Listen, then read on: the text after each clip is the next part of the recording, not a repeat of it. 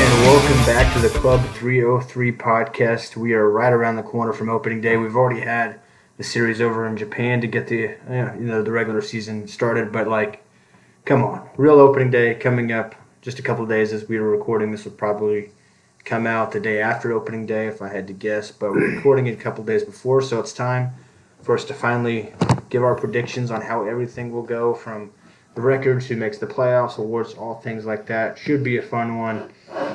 We can all start out with what you drinking, what you thinking. This is not Sprite. Got myself a nice R&R, Rolling Rock, and a couple more on tap. It got in the Cactus League Maris koozie, but there is a nice Seattle Rainier beer in here, celebrating opening day right around the corner. All right, I'm drinking Michelob Ultra, kind of what we drink a lot during our time in Palm Springs. I feel like Slater was always bringing that case to our room. And then for my second one, got a Coors Light, bringing it back home. Other than that, doing good. Been watching a lot of March Madness. Yep. What you got, Austin? Got work in the morning, so we're taking it easy tonight, sipping Dr. Pepper, Southern staple. At least got to take it easy on Tuesdays is what they're saying. So, I disagree, and I have class at 9:30 in the morning. No, it's okay. Things will happen. Should be a fun episode, and we'll start off by kind of covering a couple of divisions that we didn't unfortunately have time to get their own episodes for. So we'll start out with the AL West and kind of our predictions for that. And there's some disparity here, but not a lot. And then you look at what our averages came out to. We all put in win totals for every team, and then Slater, the math whiz, Arizona State alum, big smart kind of guy, figured out the averages. And the averages, I'll just run through them here, and then we can all kind of break down what we think about that.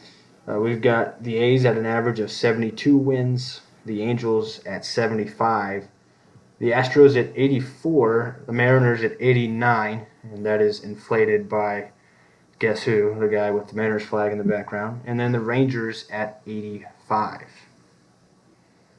Yeah, I guess I'll start obviously being the Mariners fan. I think the Mariners, based on a lot of projections, are the favorites to win this division. It's going to be a very tight division. Same way we kind of have it.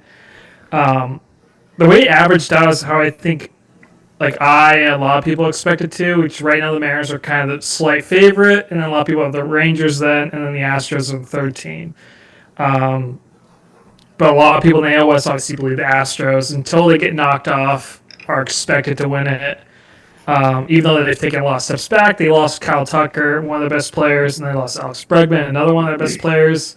They have Altuve playing left field now for some God knows what reason. He's looked really rough out there so far. So the vibes are kind of weird around the Astros right now. But this is a division that didn't do a whole lot in the offseason. Honestly, the main teams that were active this offseason were our bottom two teams. The Angels were active, kind of weirdly getting guys like Yusei Kikuchi under wraps, and then the A's got Severino and all these guys because they really had to pay somebody. But yeah, I'm happy that we got the Mariners at the top spot here. And one team I will say I think we're a little low on is the A's. The A's could be sneaky decent, they're pretty good this year. But yeah, that's pretty much my thoughts on how we averaged out this division. I originally had marked the Astros down for 88 wins, and then I thought about it. I was like, they really are, they took a step back, and it was pretty obvious the front office wanted to do that. They traded Kyle Tucker. They got some good young pieces that they are maybe rushing to the big leagues after a good spring. We'll see how Cam Smith does. But, they lost him. They let Bregman go. They really did kind of take a step back. I still can't, predict the Astros to be ass because they've just been too good for too long now, so we'll see. But we'll see what kind of step they take back. The Mariners have really, really, really, really good pitching, but they got to hit for me before I'm yeah, they're going to win the division. I got to see it for a couple of months. So that's why I put the Rangers just narrowly ahead of them. The Rangers are weird too. They made some offseason moves, but they are kind of middling moves. You're bringing Jock Peterson and Jake Berger, two DHs, and you're like, hopefully one of them hits and the other one will trade at the deadline maybe. So we'll see. But they're also a young team. Evan Carter came out today, didn't make the opening day roster. He could come back up at some point. It's just a really fun roster. I think that they should be good. It is, and then like I will jump in real quick, and they released a rotation today, and it is one of the highest ceilings and like lowest floors you will ever see from a rotation. With Nathan Eovaldi's number one, he's going opening day. They have Jack Leiter, Tyler Malley, Jacob DeGrom, and Kumar Rocker. Like all of those guys, like legitimately could be like all stars. Like if any of those guys were like all stars this year, no one would be shocked. To like even like DeGrom, if he was obviously competing for a Cy Young, no one would be shocked by it. They may even be shocked that he was on the mound enough to do that. But also it could just blow up in their face like it has the last couple of years, or last year in particular. I think a lot of what this division is going to be is between the Mariners and the Rangers, kind of like we've been saying. I think the Astros, I mean, of course, I'm going to jump to the conclusion that they're washed being a Yankees fan. And, with them selling so much and almost liquefying a lot of their assets, it just doesn't feel like the same Astros team that we've seen over the past 5 to 6 years. And so I really just don't have a lot of faith that they're going to contend on the level that people may expect them to, or that maybe people want them to. The A's and the Angels, I mean, they're going to play decent ball with, people in the division, but I just don't see either of them as a competitive team, even in the slightest. The A's are just having to figure out how to be a Major League Baseball team, and the Angels obviously don't really care about the people that they have in the show right now, and it seems like the Angels have been rebuilding for so many years. You're hoping Trout stays healthy for the good of baseball, but, we'll see. I do like the Mariners over the Rangers just because I feel like they are going to be more stable in terms of like the way they perform, putting runs on the board, and in terms of pitching. I mean, they easily have the best rotation in baseball. I'm really excited to watch a lot of their guys throw, and hitting, it will figure itself out, I think. I think a lot of guys will just get hot when you need them to, and we're going to see a pretty solid season from the Mariners, and I think they may not make a super deep playoff run, but I think they are going to win the AL West for sure. Yeah, I had a similar analysis to you guys where I was kind of trying to pick who would win the division, and it came down to Mariners and Rangers. And what the biggest deal breaker for me was the bullpen, and who's going to lead the way. And just as you know, a bullpen goes super far for a team come playoff time. And so, I mean, that's why I had Mariners, because I was trying to figure out who's going to be the 87 win team and who's going to be the 86 win team. And I just think the Mariners will be the one to get over the hump this year. Yeah, and like just one thing, like obviously I'm very happy with where we're at. The Mariners winning this division, but I do think what Austin said honestly was kind of what I was thinking. I think a lot of us is with the Mariners. I think going into the season we kind of know what they're going to look like. They're going to be a below average to, I'm hoping, average to slightly above average offense, but we know that the rotation is going to post compared to the Rangers where we have no idea what that rotation is going to look like. The lineup is, we in large part know what the lineup's going to look like, kind of, but it's mainly got to stay healthy, and even then, I think that's the main thing. I think with a lot of us is we just kind of know what we're getting out of the Mariners, probably. I do want to talk about, like you pointed out, the A's. How you think the A's could be pretty decent this year. Yes. And I think we're like I thought I was gonna be one of the lowest people on the A's when I put 76. Cause I honestly was thinking of putting them like closer to 80. So I was pretty surprised at where a lot of us came in at there. For me, like they do have some good young pieces, and they were forced to go sign Severino and things like that.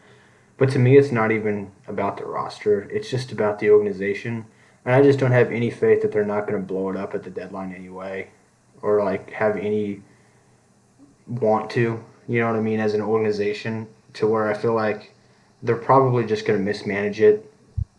Like they already have made some weird decisions with who made their opening day roster and what it's like. It's the A's. We're not going to win 90 games. Like, let's get some good people on this roster, and some of them they were trying to keep down. I just think that by the end of it, like by the second half, the organization will have screwed it up, and they'll just be a bottom feeder anyway, despite the talent that they do have this year. Yeah, I mean, and that's what I was going to say is that it just feels like external forces are really going to kind of outweigh the on the field talent. Um, I don't know. It's just imploding in on itself as a franchise, and that is going to weigh a lot on what's on the field. It's just they're just going to feel like they're playing for a different league. I feel like. Um, I don't know. I just think I think 65 isn't totally off the mark. I don't know. I just don't see them performing well enough to win 80 games. I think that's a little out of the question. Right, because they'll be in Sacramento this year, right? Yeah. Yeah, Where everything goes to die. That's still so wild to me. I don't know. I mean, it could be good for them just to like have a new environment, new kind of different type of people in the crowd type thing. But at the same time, it could be like change can be either really good for a team or really bad in that sense.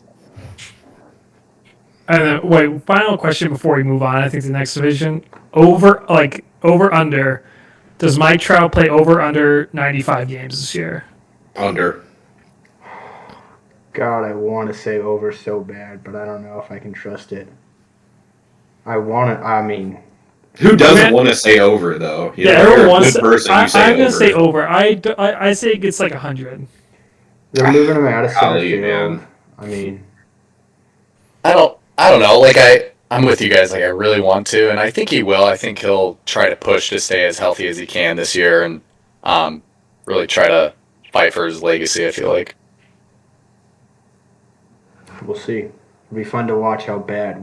Almost as fun as watching who wins that division. It'll be fun to watch who gets last between the A's and the Angels, because pretty couple of rotten franchises right there. Rotten organizations. Speaking of the Angels, let's talk about just briefly.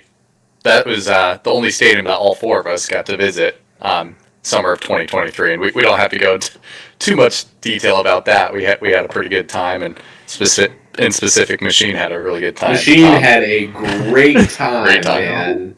Found a fellow Cardinals fan wearing an Arenado jersey, much like with the one that I have, and scared the absolute shit out of them when I drunkenly walked up to say, "Hey." I'm surprised you remember that.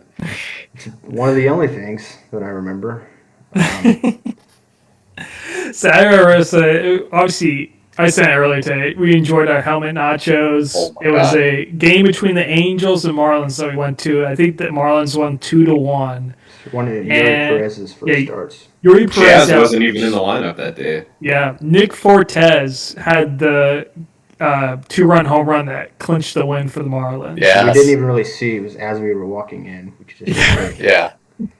It was a nice overcast day because we were coming from the hot ass fucking Palm Springs desert. It was like Going to- 76. Oh, it was like the perfect day, and we got to see some baseball. So it was a really fun day. One perfect of the day best. blackout. Yep. Absolutely. And we'll leave When it is at it? that. Yeah, that's right. So moving on to the AL Central. It's another division we hadn't got to talk about yet a whole lot, and it's going to be really interesting. I mean, this division's been kind of the same the last few years, where it's like kind of a crapshoot on which one of these four teams is going to rise above this time and win the division. And then there's the White Sox at the bottom. But, other than that, I mean, the Guardians, Royals, Tigers, and Twins, I think all have a shot to win the division, but we've been saying that now for several years. But I think the Royals and Tigers are starting to pull away a little bit, but Guardians and Twins still have a shot, I think. Right now, the way we have it broke down with the averages, Guardians, we have an average of 82 wins. For the Royals at 85, tied with the Tigers at 85 also. Then the Twins at 81, and the White Sox average all the way down at 55. Who knows? Maybe that's generous. Honestly, it might be. I think I had I had the second highest at 58. I thought the White Sox will probably be hopefully a little bit better. But yeah, I said on Twitter, like, what was it, 2 weeks ago, that I felt bad for them after they announced their opening day starter that most people had never heard of before. But overall, this division, so we know the White Sox are going to suck. I think one of the X Factor teams in this division is the Twins because their lineup is good and they have those like top talent players in Correa, Buxton, and Royce Lewis. But they all like Royce Lewis is already hurt. Byron Buxton and Correa, like every fun like. I don't like Correa, so I'm not gonna put in this conversation. But Buxton and Lewis are both really fun players to watch. To where it sucks that every fun player for the Twins just has a body that is prone to imploding from time to time. If Royce Lewis had the normal human body, like a body that was able to function as a normal human and not get hurt all the time, he might be on a Hall of Fame pace to his career already because he just absolutely mashes every time that he plays. Yeah, but, I mean, the dude gets hurt running to like. I'm pretty sure this is not the first time he's gotten hurt. Literally just running to first base. Yeah, like that. Like if like Correa, Buxton, and we're literally just talking about him. Why am I blanking on his? Yeah, Royce Lewis. Jeez, like those three guys. Yeah, if you guaranteed me that all three of those guys were gonna play like 100, 110 like plus games, they'd be my easy like division winner here. But I'd be willing to bet that like I'd be surprised if one of them got to that point. I think this season. So that's the reason I had them low, and then Tigers and Royals I think are the best teams. Royals is mainly going to be the pitching staff and Bobby Witt trying to carry that team probably with like you're hoping Salvador Perez just keeps fighting time, and then the Tigers Javi Baez is still on that team. He's still swinging that fucking bat, man. Against all odds, that man is still there somehow, some way. Scott Constable. Exactly. For real. Scott Constable has fixed that, man. He's obviously I stay hot for this. Okay, but yeah, no, I like both those teams. I think like I personally had the Tigers winning just because I like their pitching staff. What I've seen this spring from them. I like the bullpen. So I like their pitching in a pitcher-friendly ballpark, and I just like their lab, depth a little bit more than the top-heavy Royals. I think I don't know. I could see the Guardians popping out of nowhere and winning this division. Catching fire when they do get hot there later in the season. They're always a really fun team to watch. So I always kind of keep my eye out for them. I think the Tigers are going to pull this one through just because I don't think the Royals have the weapons that the Tigers do. I don't think they have like a super dominant arm to really get things started. However, the Royals did give the Yankees hell in the postseason last year. They made that a really good series. So, they have a lot of the pieces coming back with that. I think Bobby Witt is on a really good trajectory in his career. The Twins, kind of like you guys mentioned, being so injury prone, and I really don't. I also just hate Carlos Correa, so I can't. It is what it is. Now, I did go the lowest on the White Sox by quite a margin. I had them at 45 wins. I think this could be a career, like a record-breaking season for the White Sox in the worst possible way. I think this could be a season that in 5 years they will be gone from Chicago because of how bad they are going to be this season. I may come back on that. I may have to walk that back in a few months, but I think this is just going to be embarrassing to watch. I could see them, I don't know. I think 45 games is the floor for them. I don't know. The Royals are just really fucking good on offense, and the Tigers are so dominant off the mound. So it's going to be really close between the two of them. To mention about the White Sox, I think I had them improving a little bit. Because it's like, how do you not get a little bit better than last year? But also, they didn't do anything to get better. They cut Brandon Drury, who was their best hitter in spring training, because they said, "Hey, what are you doing? We can't be that good." Well, and that's the thing too. Like with Austin saying 45 wins is their floor. Like the White Sox have shown the floor is non-existent with the White Sox. There is always a new low. It seems like with them right now. Yeah, where were they at last year? 41. No, they broke the record. I actually don't. I think it might have been 41. Look real quick. So, Machine, would you know that? Not off the top of my head because I don't. Well, yeah, I got it. 41 and 121. I say, thought it was Christ, 41 man. It's just, That's worse than I remembered. Same. Yeah, like honestly, Well- I didn't. 45 wins being an improvement is insane. Wow. Yeah. I mean, I thought I was having them pretty low at 60. I know they were like somewhere in the 50s, but I didn't realize they were like all the way down at 41. I just thought like you can't get much worse than last year, and they got absolutely embarrassed last year. So I feel like they've got to have some sort of fire within themselves to maybe somehow find a way back into the 50s and maybe 60s. So that's why I got them at 60 wins. I will say I have the Royals winning this division, and that might be being influenced by my Royals fan friend Gehrig, but I'm really, really, really high on Bobby Witt, as we'll talk about a little bit later. And I think that their pitching staff has some pretty good pieces. The bullpen I'm not so sure about, but I really like Cole Reagans and Michael Wacha as a 1-2 punch out of the rotation. I think that those two can help get you started in a playoff series and put you in a good spot. Along with the offense, I will say I just get more sad every year that I have to watch Salvador Perez play baseball because it looks like it hurts to walk for him sometimes. Like he still rakes though. He does. I don't understand why they haven't invested in a catcher so that he can just DH. Like That's they should have interesting. done that like 3 years ago. Well, that was the thing that interested me in them. Like last year, they had Freddie Fermin behind him, who's pretty like he's a good catcher. Like, so I don't know why they keep putting Salvi back there. I don't know if it's just because how he manages the pitching staff versus Fermin, but they just keep putting him back there when he's so old and obviously just getting banged up. When the main reason he's still here is just because the bat still has value. Yeah, and I really like, and that's why I really like the offense. Bobby Witt, Salvador Perez, the Pasquatch. You know, not that I think Jack Caglioni's coming up this year, but he did have a really good spring.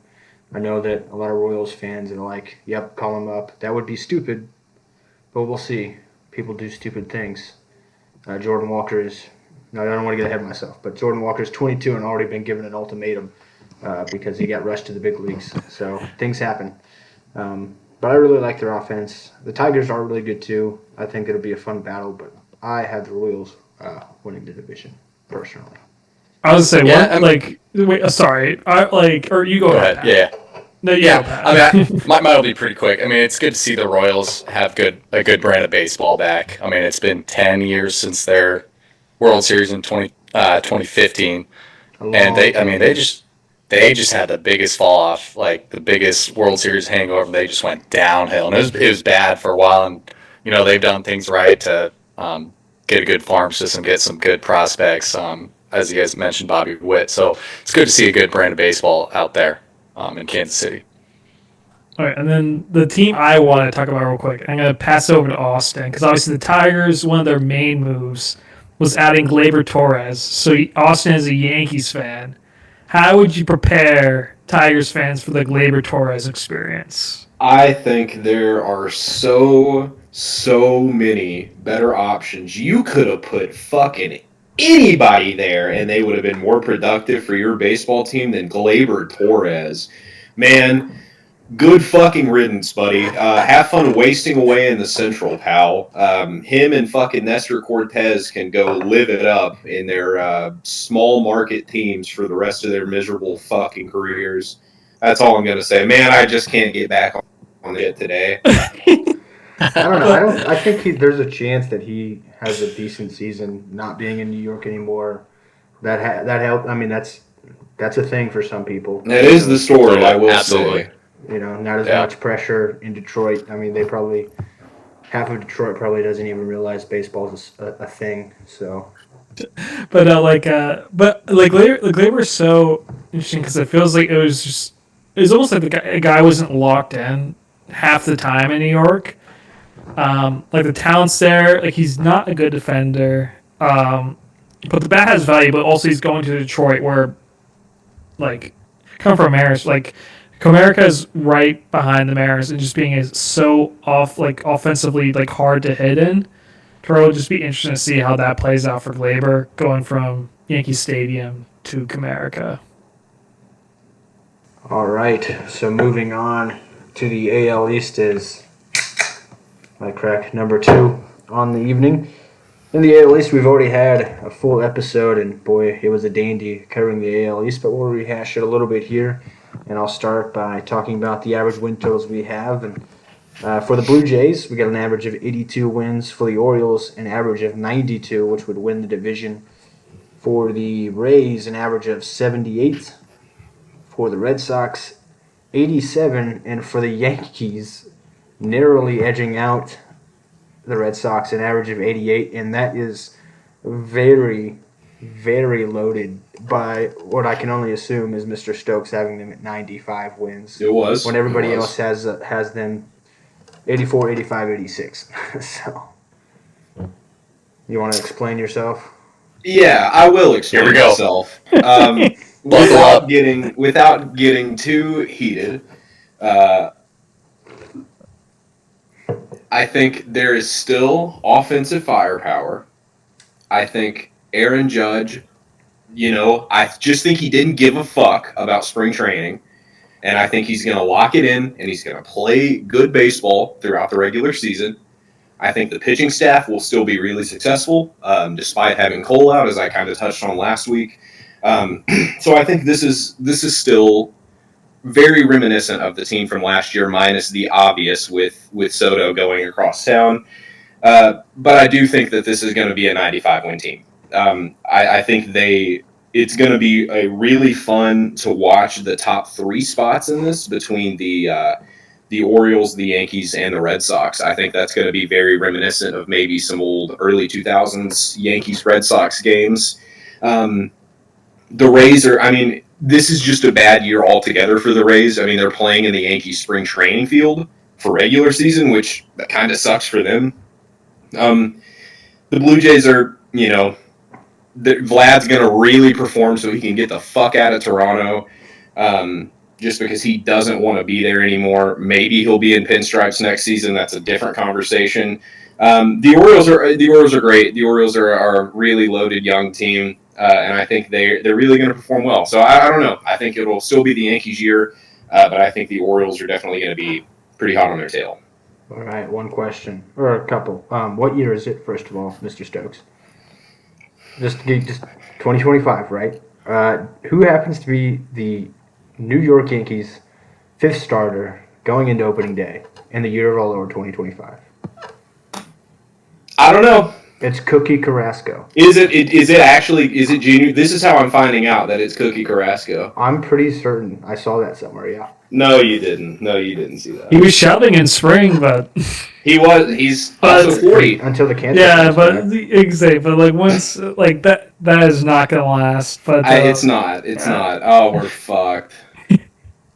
I'm not. This isn't how I find out that it's Cookie in the 5 spot. This isn't going to be the way I find that out. It's just like last week, where it's like this team's winning 95 games. I still believe in them, and it's like Cookie Carrasco's the number 5 star. Austin's going to completely flip again, and just be like, I am, dude. I'm just. It's such a easy. It's easy, man. Because if we're really going to run out Cookie to get us good starts throughout the season, it might be over. Oh, fuck me. I don't know. I'm not. We're going to move on.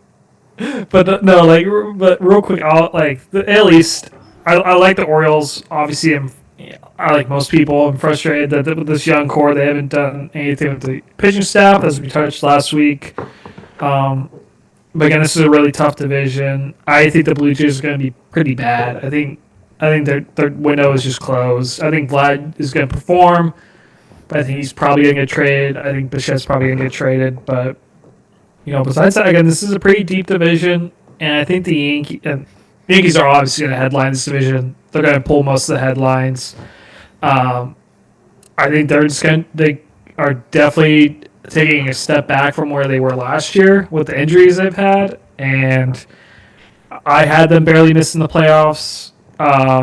In my predictions, but obviously with our averages, they came out to getting a wild card spot. But yeah. As we'll cover later on when we talk about the postseason predictions. I'm really high on the Orioles this year. I do wish that they did more with the rotation, but I think that there's a shot that they do something at the deadline that really puts them over the top. And if they do that, then I think then you got to look out. I mean, it's really still the beginning of their window, but I would really hope that they cash in early because I see this team and I get nervous about a team about it being reminiscent to a team we just talked about in the last division with the Royals, where like they've got all these great young players and they're all coming up at the same time, and we still got 4 or 5 years before they really have to start paying them, so they've got a nice window here. But if they don't cash in, it's going to just be like 2015 Royals win the World Series and then become one of the worst teams in the league immediately because all of the young superstars contracts come at the same time and they can't pay any of them, not even one. And then we're seeing the dark days of the Orioles again. I'm not saying that's going to happen for sure. Who knows? I mean, maybe they'll be smart about it and try to be like the Braves and cash in early on some of the guys. But they got to be careful for that, and that's why I think that early in this window is when they really should cash in. And if they do that at the deadline, I think they're going to be a top contender like we'll talk about later. Yeah, I think it'll be a pretty tight division. And I think Orioles will ultimately win it. I was kind of on the lower end of you guys. I had them only at 87, and that's just because they're young. They've got raw talent, but they do lack some pitching. So I think it could be tight between them and the Yankees. Ultimately, I had the Yankees at 85 wins, just because they bring that experience and they have a lot of veteran leadership on their team. So really interested to see how this division plays out, and really interested to see how Austin Stokes, how his mental health does throughout the season. We'll see. We're always here to talk, bud. Always here to talk. Exactly. But I will say one of the other things I thought was pretty surprising out of all our win total predictions was the fact that out of everyone, the person with the highest win total for the Red Sox was Austin Stokes, if I have that correct, at 90 wins. Obviously, I was high on the Red Sox last week. I had this team being second, and I think we do have them making the playoffs with a wild card spot with our averages. But I was surprised to see the Yankee fan be high on the Red Sox. Yeah, I mean, I think the pieces are there for him, especially coming off the season that they had last year, where they really needed to sort of figure things out in a lot of areas, and getting Bregman's big. They're loading up. I still don't think that they are a better team than the Yankees or the Orioles, but I definitely think they have the possibility to shake things up at the top of the standings for sure. I mean, I had them and the Orioles both coming in at 90 wins, so I think it's going to be fun to see how they impact the top 2 spots, not necessarily whether or not they get a top 2 spot. Fair enough. I do want to point out the Rays, and me and Slater were particularly low on the Rays, and I'm lowest on them right now. I mean, I put them all the way down at 74, which is, I don't know if ambitious is the right word. It's kind of the opposite of ambitious, but I think that this whole thing with their owner and the stadium, and it was like, okay, Tropicana got destroyed by a hurricane. We're going to play a year in Steinbrenner, and then we'll have this brand new stadium. But now the league's trying to push the owner out, so he took away the new stadium. So now they're just up in limbo for. The near future at the very least. I mean, we're in a year or two, if it's still like this, and they're going to have to talk about moving somewhere else. I think that's going to have a negative impact on the organization. Where it's like, when we talked about the AL East, we talked about how it's such an unexciting roster, but it's the Rays, so they'll probably win 83, 84 games anyway. But with all these outside circumstances, I think it could have a bad negative impact. And not that they spend any money to push off anyway, but the owner with all this stuff might be trying to shed even more cost and could do some weird things. I think that the Rays are going to have a really bad year. And it's similar to what I thought about earlier with the A's. I don't even think it's really the roster's fault. Yeah, like honestly, kind of like what Pat said earlier. I think it was really like what he said. Like when like change is like sometimes either really good or really bad for a team. I could see the A's it being good, just based on their momentum. They have a younger squad and they're kind of like, in my view, like in an upward trajectory. The Rays, though, like McClanahan was coming back, but now he's hurt again. It looks like probably, from what I saw, it looked like it was probably going to be pretty serious. Um, then besides that, you pretty much have Junior Caminero as like the bright spot, and then that's really it. And then you're going to a division rivals spring training stadium that they're overhauling now to replace all the Yankee stuff with the Rays stuff. You're playing outdoor baseball games in the summer in Tampa, and a tough division. Like, yeah, I think that's just going to go very, very bad for the Rays. Zach, something you had said earlier that I kind of want to touch on is you had mentioned that this division could really shake things up at the deadline. And I think that's a really important thing to talk about with the AL East is that there's a lot of money in the AL East. There's a lot of teams that can spend, and there's a lot of teams that can sell. I think the winner of this division, and a lot of the reason that I do think the Yankees could come out as a 95 win team is because they have the ability to go get guys when they need to. And the same for the Red Sox. I think if there are any apparent holes that they need fill, that's when they're going to make that jump. And teams that could sell, I think you could easily see Vladdy gone at the deadline, no matter who he goes to. I think the Rays, kind of like Zach mentioned, are going to want to push out some more weight to get, to kind of do whatever the fuck they've got going on. I think the deadline will be a tell for the AL East, and that will be a real deciding factor when we get closer to October. All right, so now we will move into the National League, and we will go. We'll stick in the East, and we'll go to the National League East. Excuse me 1 second. Sorry, the beer was talking there for a minute. We'll go with the National League East, which very similar to the AL East, in that it's going to be really competitive, and it has been for the last several years. And we don't think that's going to change. As I'll break down the average this year, we've got the Braves winning the division with an average of 94 wins. The Marlins with an average of 60. Again, could be generous. We'll have to see. The Mets at an average of 88, making the playoffs. The Nationals at an average of 73. And the Phillies at an average of 91, making the playoffs. So 290-win teams in that division, and the Mets not far behind at just 88. I mean, it is what it is. They're going to be competitive, and it's really just a matter of who rises to the top. Yeah, I definitely like 60 for the Marlins is probably inflated just because of the Wagaman influence on this pod. Get on the pod, But Eric. exactly, yeah, but like the Marlins are gonna be god awful. They're gonna compete for one of the worst teams in baseball. They're honestly just rooting for the White Sox to be as bad as they can be. It's just so people keep like not paying attention to how bad they are. But on the bright side with this division, like we talked about, like in our NL East episode, the Nationals are pretty mid, below average team.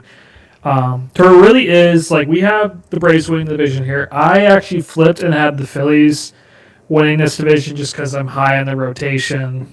To me, it kind of almost came down to like how it was with the AL West.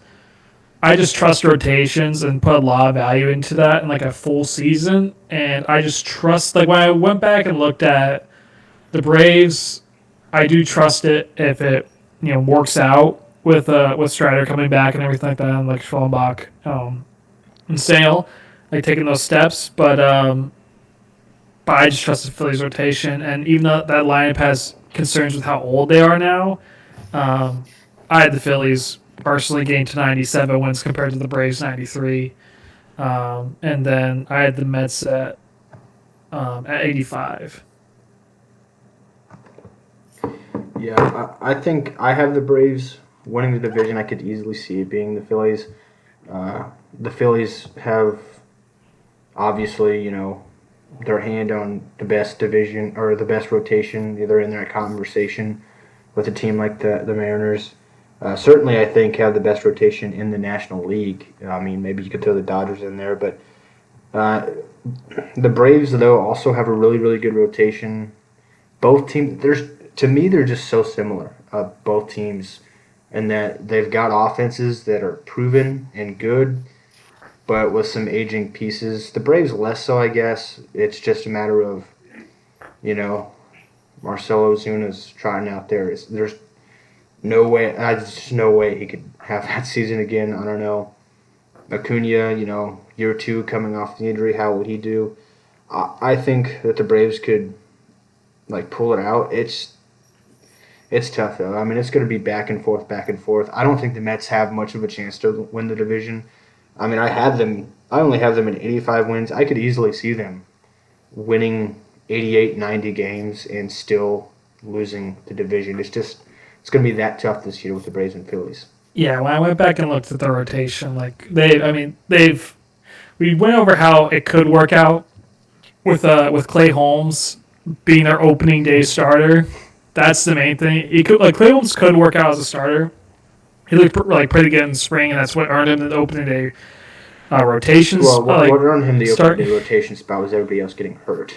Yeah. Yeah. True, but he did pitch well in spring, but it is shocking to see him that quickly be the opening day starter. We'll see how that goes. I might have to, pass it to Austin real quick to have his comments on the former Yankee getting the nod on opening day. I think it's ludicrous, and I guess it is. I guess it's understandable since everybody else on their team is broken in half. Personally, I had the Mets winning 92 games, regardless of Clay Holmes coming out on opening day. I don't think that's crazy to say. I think they're fucked on opening day specifically, because I really don't think Clay Holmes works out as a starter. I think he really didn't even prove himself to be a super beneficial reliever. So why the fuck are they running him out there to start the game? I don't know. I'm just so sick of the shit with these Yankee pitchers who leave and then become Cy Young winners at the season they're gone. They do this shit all the time. Zach's already drinking. I don't know. I'm gonna wait to dig in on this. Yeah, they're fucked. Clay Holmes is not going to be a serviceable starter. Anyway, I'll just chip in on Clay Holmes quickly, and it's really just rehashing what I said back in the NL East episode. I watched him pitch for the Indianapolis Indians. They're the AAA team, the Pittsburgh Pirates. My grandma used to live in Indiana, so I used to go to a handful, fair amount of Indianapolis Indians games. And I'm talking she hasn't lived there since 2019, 2020. So, I mean, it would have to have been 2018, 2017 at the latest. And Clay Holmes was a reliever for the Pirates AAA team. He has not been a starter in a long time. That doesn't necessarily mean anything. I just think it'll be interesting because of that. This division is very, very interesting. It reminds me a lot of the NL West, where you got three really good teams that each have a really high ceiling, in my opinion. And then you got a team that's pretty mid and a team that's just one of the doormats of the league. And so, looking at, obviously we had the Braves average at 94 wins, Mets at 88, and Phillies at 91. I could see any of those numbers for any of these teams come the end of the season, to be honest. Yeah, I've always said that the Braves are kind of a second favorite team for me. Growing up, seeing them on TBS every Sunday, I like their roster. I like the momentum that they've had. They didn't really go through any sort of World Series hangover for the most part. They've just kept a lot of the same things going for them, and they sometimes they hit their stride, sometimes they don't. It happens. It's baseball. I think the Mets are going to be competitive. I had them personally being better than the Phillies, just because I think they're going to have a lot of the kind of, Soto's here, so let's all hit better. I think that will carry a lot of weight when the pitching sorts itself out. I think they'll be in an okay position. I like the Phillies, and I'm not saying that they're a bad team, and I really don't.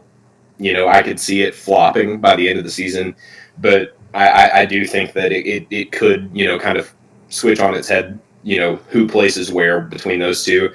The Marlins are just beyond fucked, and so are the Nationals. They'll just kind of bottom feed for the next couple of years until they figure it out. But yeah, I think it'll be a Braves year again. Yeah, I mean, the Marlins, let's cover it. I mean, we love you, Eric Wagman. Get on the pod, Eric Wagman. You're our hero.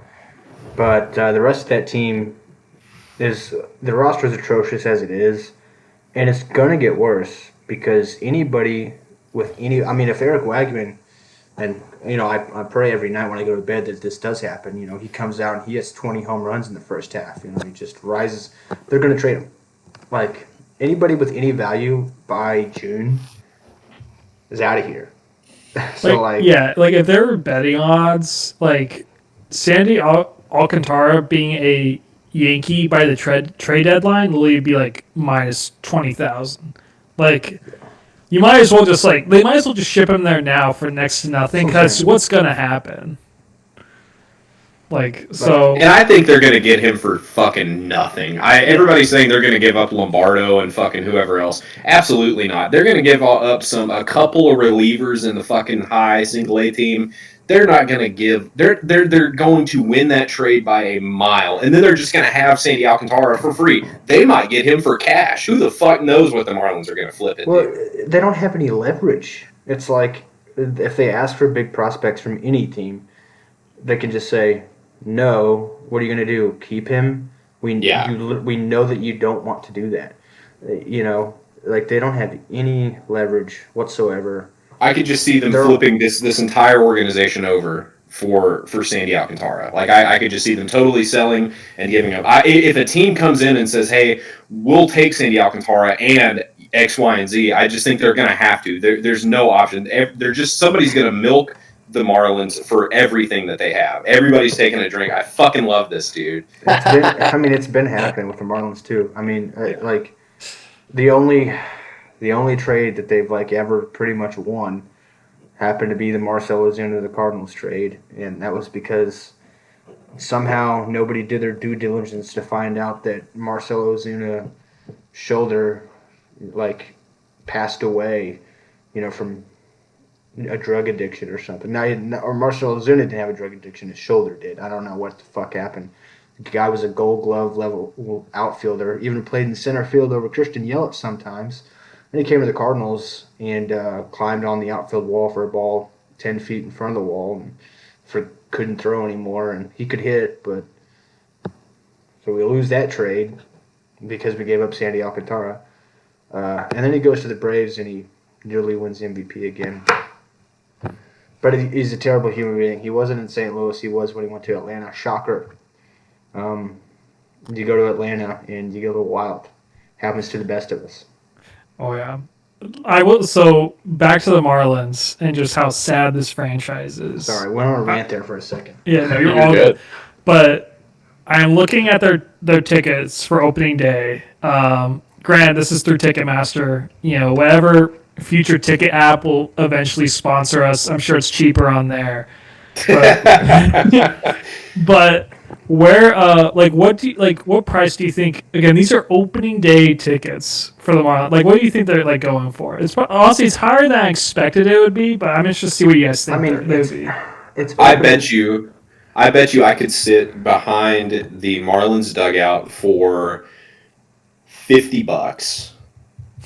Well, let me say that the funny thing is there are more tickets available behind the Marlins dugout than there is behind the visiting Pirates dugout right now. Nice. That's not like the Pirates or Lightning. Well, yeah, that's true, but I mean, I'm gonna get rehashed on it when we talked about the NL East episode, but it's Miami, Florida, one of the top sports markets in the world, or just markets of anything. It's Miami. It's Destination America for opening day, and it's okay. So, how much does everyone think their tickets? On the cheap end? I'm just looking at the cheapest ticket. I will say it looks like a lot of them are around this point. Yeah. I guess if it's anything similar to what the Rockies usually go for, it's usually $30 or $40. So I'm gonna say 35.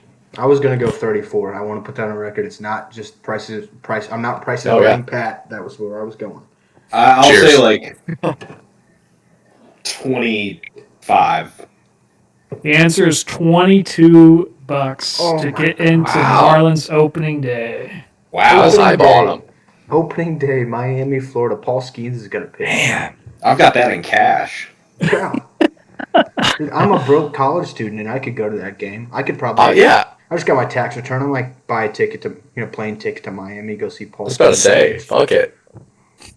I can't. I have a history exam on Thursday. Otherwise, Get a chance to sit with Livy Dunn. Heard, there's, man. there's no chance about it. It'd be getting done. Oh, man. Shout out to Marlins. We love you, Eric Wagman. Does anybody know if he even, fuck the Marlins, but shout out Eric Wagman. Does anybody know? Did he make the opening day roster? No idea. I'm gonna look right now. While we do that, we can move on to the NL Central. Pat, you want to go ahead and read off those averages for me while I look up if Eric Wagman's on the opening day roster or not? Sure. So we got the Brewers averaged at 81 wins, Cardinals 79. Next we got the Cubs winning the division at 86. My boys. Then we got the Pirates at 78 and the Reds at 80. So yeah, I'll jump in because like the team I was high on that no one else is in. Like I will say we didn't do too bad because a lot of projections just hate the Reds for whatever reason. But I am high on the Reds. I really like. We touched on it in our NL Central episode, but I really like Ellie. I like McLean. I like a lot of their young pitchers. I like how they got Brady Singer. I think they've elevated the floor a lot here in this division that is, as we talked in like our episode about, is just so wide open for the most part. I will say the Cubs on paper are definitely the best team, and they should be expected to win this division. I personally had the Cubs and Reds tied at the top of this division, to where it would just be see how that tiebreaker went out. But the Cubs definitely have the highest ceiling in this division, so I really don't mind that we have the Cubs winning it. I think it's time for a little fucking PCA baseball, baby. Let's fucking go. So I said he overrated. killed it in spring. I think Zach My man. Machine Dude. just hating on PCA is just fueling him. He hit choppers to the shortstop all spring and just was fast. Now you know how good PCA was in spring by the amount of Cardinals fans that every day were like, "This guy's an error merchant. He is just running around the bases as people throw the ball around." Before I get too fired up, I do want to say now I can't find an official opening day roster yet, but according to fishonfirst.com, shout out them, it does have Wagaman projected on the opening day roster on the bench, and it says here there's a little excerpt that I actually didn't know. That says, quote, "The lone free agent addition for Miami this offseason was Wagaman, who should see a decent amount of playing time at first base, mostly platooning with left-handed hitting Matt Mervis. Wagaman spent most of 2024 in the Angels system, slashing 274, 339, 469 across AA and AAA. So, shocker, Eric Wagman fucking mashes, and he's gonna hit bombs, I think. And I trust think the journalistic integrity of Fish on First. I think me and Stokes have both said that at the end of the year, however many home runs Eric Wagman hits in Major League Baseball this year, we will shotgun a beer for each one. I like that. I'm in. I think we're all in. And I'm putting that clip on TikTok so we can be held accountable. Okay. All right. All right. Now, down. running a little bit at a time. We got about 10 minutes left on this session here, but I will now talk a little bit about the NL Central, my favorite team, the Cardinals. In that division, all of you have them finishing under 80 wins. I have them at 83, which is that's like the ceiling. Like, I think that there is a world where the offense clicks, where Arenado has a bit of a bounce back. His bat speed's up this spring. He's also probably a little ticked off of how the offseason went. If Walker hits, if Gorman hits for some power, I think there's a world where this offense is good enough. And the bullpen is looking good. I mean, last year, people don't talk about it. Last year the Cardinals had a historically good bullpen as far as the Cardinals franchise history. It's a little bit different this year. We let some pieces go. We let Kittredge go, but bullpen's going to be good again. If there's a world where the offense is good enough to get us to like 83 wins again, which I think about what we had last year. Now that's not going to make the playoffs, but I also don't necessarily think we're going to finish below 500, except if we're struggling by the deadline, we're going to sell, and then we might finish with 65 wins. So we'll see. I'm pumped for Cardinals baseball regardless. I just want to see the young guys play and see how they do. What were your thoughts on the opening day roster? In particular, obviously Liberatore being the 5 spot, and then obviously Michael Ciani still surviving. I hate that's a strong word. Michael Ciani is like he has value as a fourth outfielder that can come in late in games as a defensive replacement. He's an elite defender. He's fast. He can. Cardinals broadcasters and old head beat writers love to tell you how good of a bunter he is, and I couldn't give less of a shit about how good of a bunter Michael Ciani is. He does have value as a fourth outfielder, but also the thing is, if he comes in as a fourth outfielder late in games, he's coming in for Jordan Walker, which means in the ultimatum season for the 22-year-old phenom Jordan Walker, he's not going to get to hit in the 7th, 8th, or 9th inning because Michael Ciani's in the game. It's redundant. Victor Scott's the same player with more upside. It's redundant. He shouldn't be there. We don't have a backup shortstop. Jose Fermin was told that he made the opening day roster, and 3 days later told, sorry, never mind. Victor Scott played too well. He's going to be the starting center fielder, but Lord knows we can't send down Michael Ciani, so you got to pack your bags, bud. Like, you can't do that. You can't tell a guy he's made the opening day roster, and then 3 days later be like, actually, like... My working theory is that, because I think it's Ollie Marmol has, like, a thing for Michael Ciani. I think that's what it is. The same way he has a thing for Pedro Pajes, which is going to piss me off when Pedro Pajes is getting way too many at-bats over Ivan Herrera. I think what happened was, like, Ollie Marmol, despite Michael Ciani hitting under 100 for 75% of the spring, was just going to pencil him in as his everyday center fielder anyway. And then the front office probably was like, hey, Victor Scott's hitting over 400 and actually has, like, leads the team in home runs this spring. When, like, that was the thing that he's never had was pop, and he's showing pop. He's the everyday center fielder. And then Marmol had to be like, okay, I'll write him in center field every day, but, like, Ciani's on the team. Exactly. It's like, so where do I put Michael Ciani? That was just his first question. So it's like, so we're not sending down Victor Scott, so are we sending down Jordan Walker then? So Ciani can play right? Or, I don't know. Liberatore, I'm fine with giving him a chance. He's proven, and we're probably going to have to restart and talk about the rest of the NL Central here in a little bit. And I apologize, folks, a little behind the scenes, behind the curtain there for you. But I will say with Liberatore, he's proven that he could be a good back end of the bullpen kind of guy. He's got really good stuff.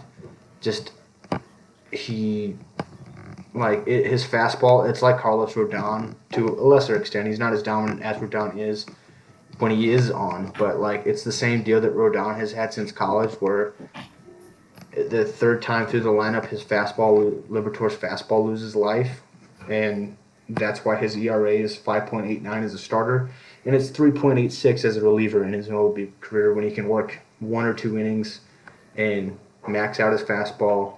He's got a nasty breaker. He's got a cutter and a changeup. I mean, he's got good stuff. But in the year of a transition, when we're not trying to win a World Series anyway, I'm totally fine with giving it one more shot.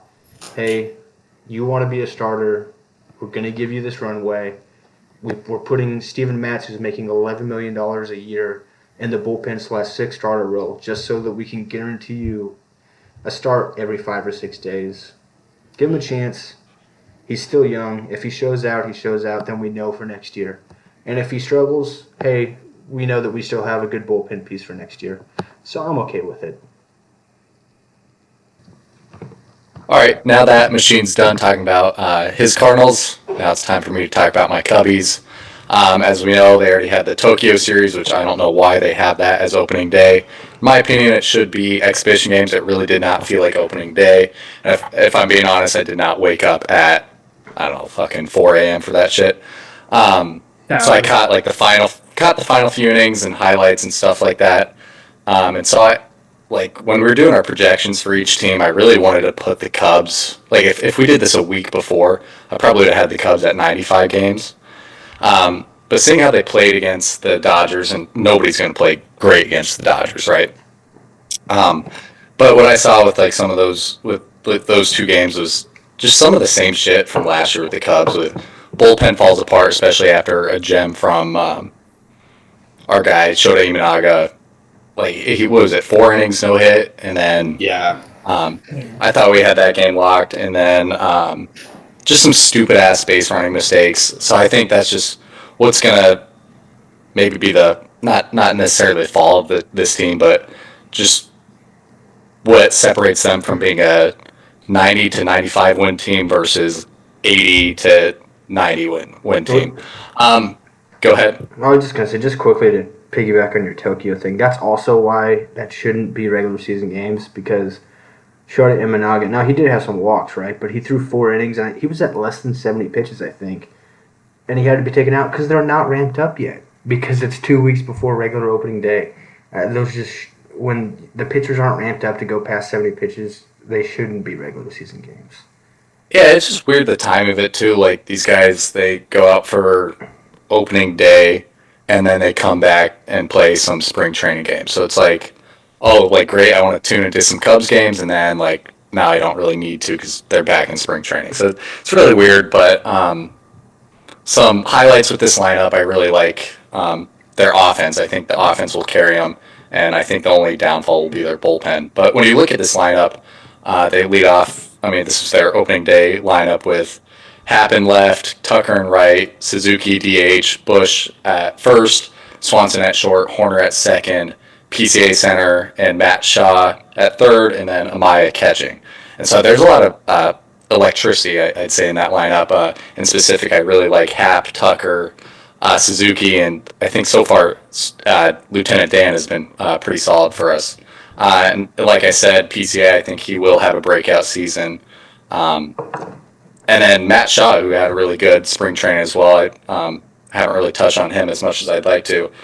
He's a guy that could have a really good breakout season, and he's one of the guys I did want to put as Rookie of the Year. But couldn't be more excited for the Cubs to have winning baseball. I'm glad that we all, with all of our projections, that we have them winning the division. So hopefully that stays true to our projections, but I could see it falling apart for the Cubs. But yeah, excited nonetheless. For me, I have the Cubs winning the division with my win totals just because I don't trust the other teams. Like the Reds, I think, have a chance, but are just a little young and kind of things like that. With the Cubs, when it comes to the playoffs, their offense is good, and their defense is it's when you break it down, and it's one of the best defensive lineups in baseball this year, I think. It really helps getting Seiya Suzuki out of the outfield and just being able to DH. My best friend back home, Brandon, is also a Cubs fan. He loves to always throw out that Seiya Suzuki won a gold, like the Gold Glove equivalent in Japan, and it's like, how bad were the outfielders in Japan? Because for real, he would make weird decisions out there, but.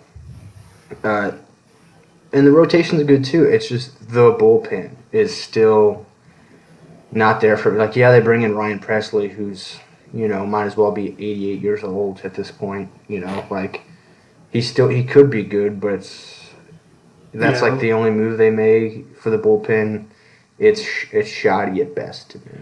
Yeah, Ryan Presley has been on a downward trend. I think we touched on that in the NL Central episode, but still, he's a quality reliever. But yeah, the bullpen's concerning. But as Pat said, I don't think we really got to him that much at all in our when we first went over this division. But Matt Shaw, I am high on Matt Shaw. I think he's going to be a quality major. At the time, it wasn't guaranteed that he was going to be this third baseman yet. Yeah, exactly. And I'm glad that they did. I think that is the right decision. Now he struggled those first 2 games, but hey, yeah. I think that was the right decision. I think it was kind of. I guess he's a veteran leader. I think it was stupid to sign Justin Turner because all he's going to do is take away at bats from Matt Shaw. Yeah, Yeah, we'll see. But I do like Turner when he's here in Seattle. Like his age and like bat speed. He's not like the player like he used to be, but he still just puts up quality bats consistently at a crazy rate. So I do like Turner. I think he does raise the floor for a team like easily and does put up I'm not quality saying bats. he's a But bad yeah, player. I just didn't but yeah, think it no, made sense with this team. yeah, but so yeah, I'll be interested. But I do like Matt Shaw third, and then I think this whole pod is pro PCA except for Oh, the yeah. obvious man. Oh yeah. We all think that. I think we all think the breakout of some type is coming. I don't think it's gonna be as crazy as probably like Pat thinks or anything like that. But I just think PCA is gonna put together a very good season. But yeah, I think they need that pretty much though. I think the lineup just needs breakouts from they need PCA to be a quality bat, and they need Matt Shaw to for a rookie be a quality bat. If you're a Cubs fan, you want Matt Shaw to be in the rookie of the year conversation. And at that point, I think that's where you get to where Pat wants them to be, which is that 90 to 95 range.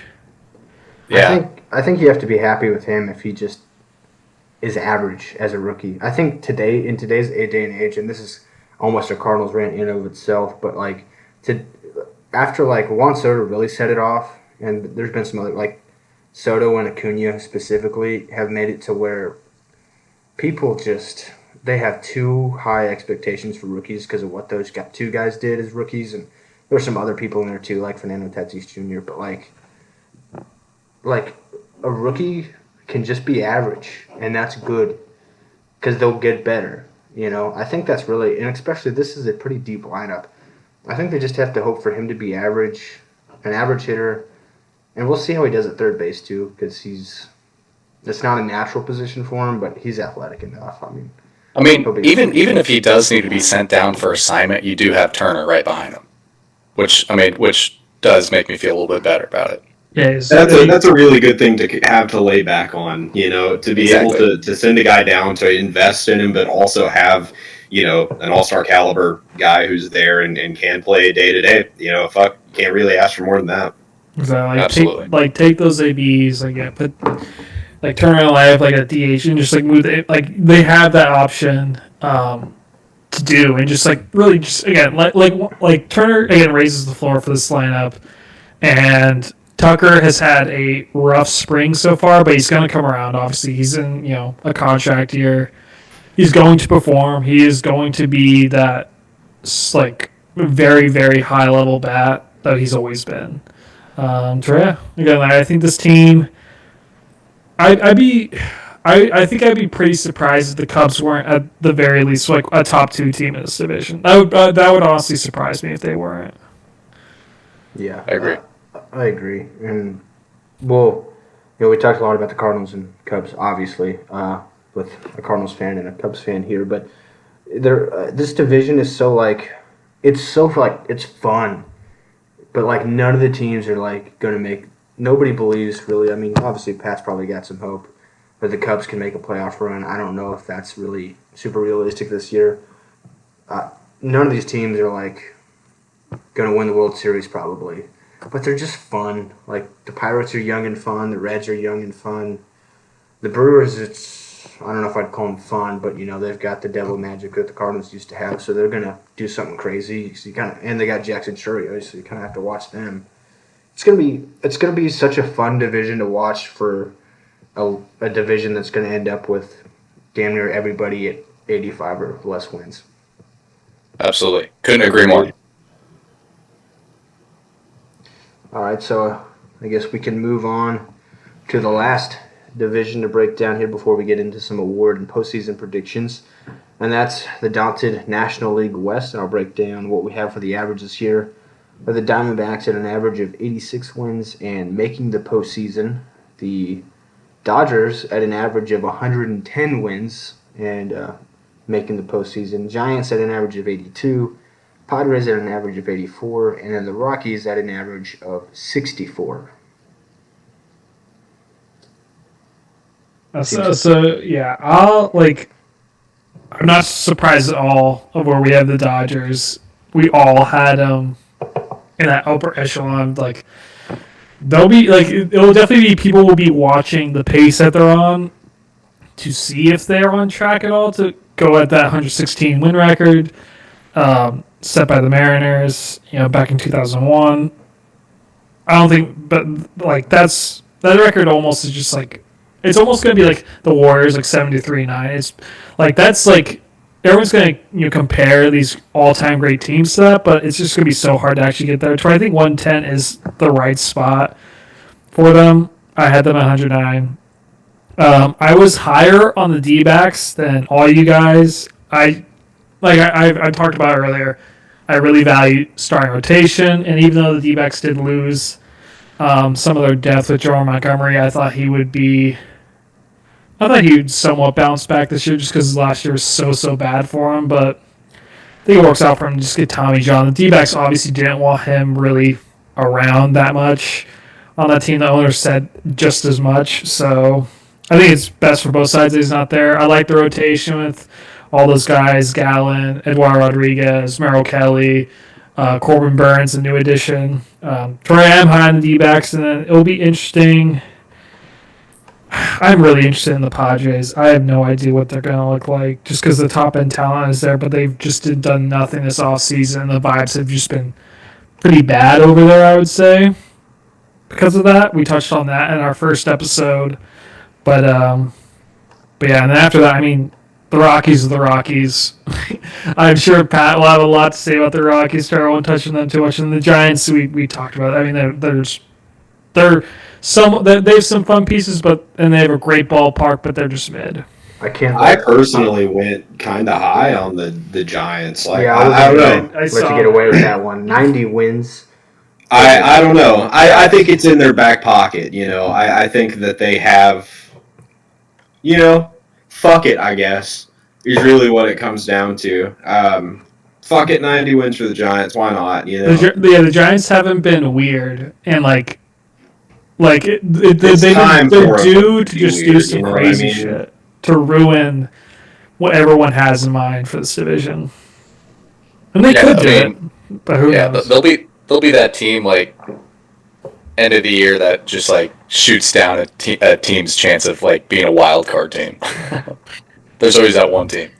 But I guess I won't go into as much of a rant as I did about the Rockies as we did in our very first episode where we broke down the NL West. But I don't know. They're just disappointing. I guess I'll start by talking about the Dodgers, and I think I mentioned in that first episode as well is that I could see this team winning 120 games realistically. I mean, on paper they're just so damn good, but I mean it's baseball. You play 162 games, so I do think that a 110 win season is absolutely realistic. I think when we were talking before, we had the Padres a little bit higher, but I mean they just didn't do much during the off season to where they could be more of a contender as we might have thought.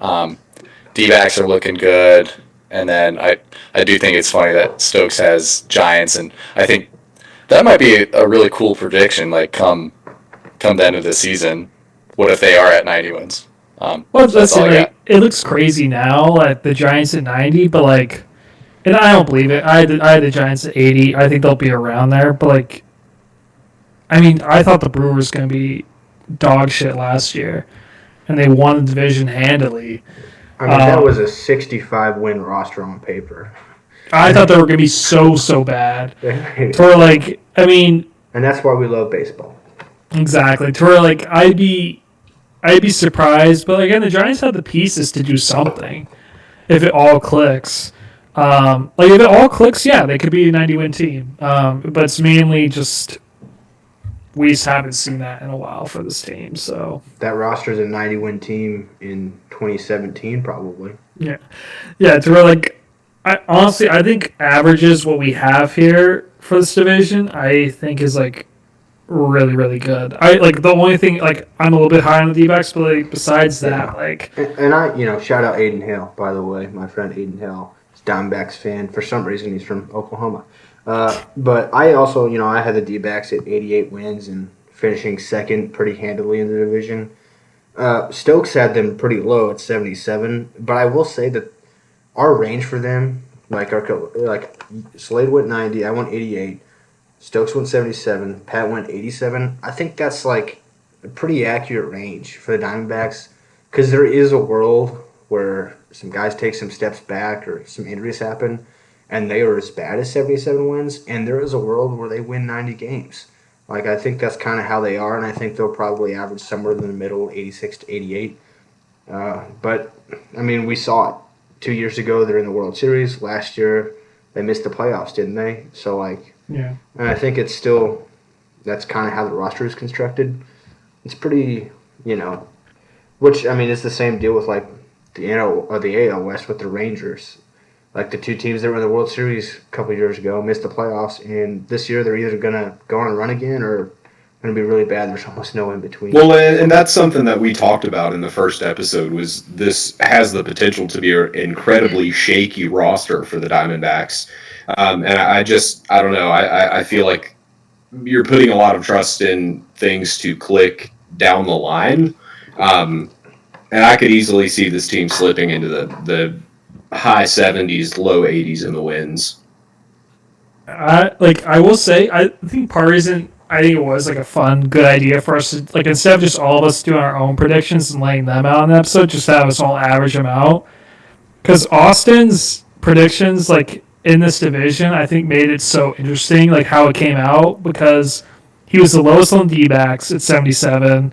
He was the highest on the Dodgers at 114.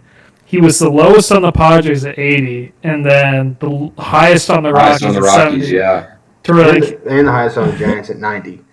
yeah, I missed that one. So yeah, like it was. Troy, I think that's what made this fun, just to see how. I think how the averages shaked out. Like I said, I think works out really well. Even though, again, like me and Austin on our NL West predictions, honestly could not be farther in large part.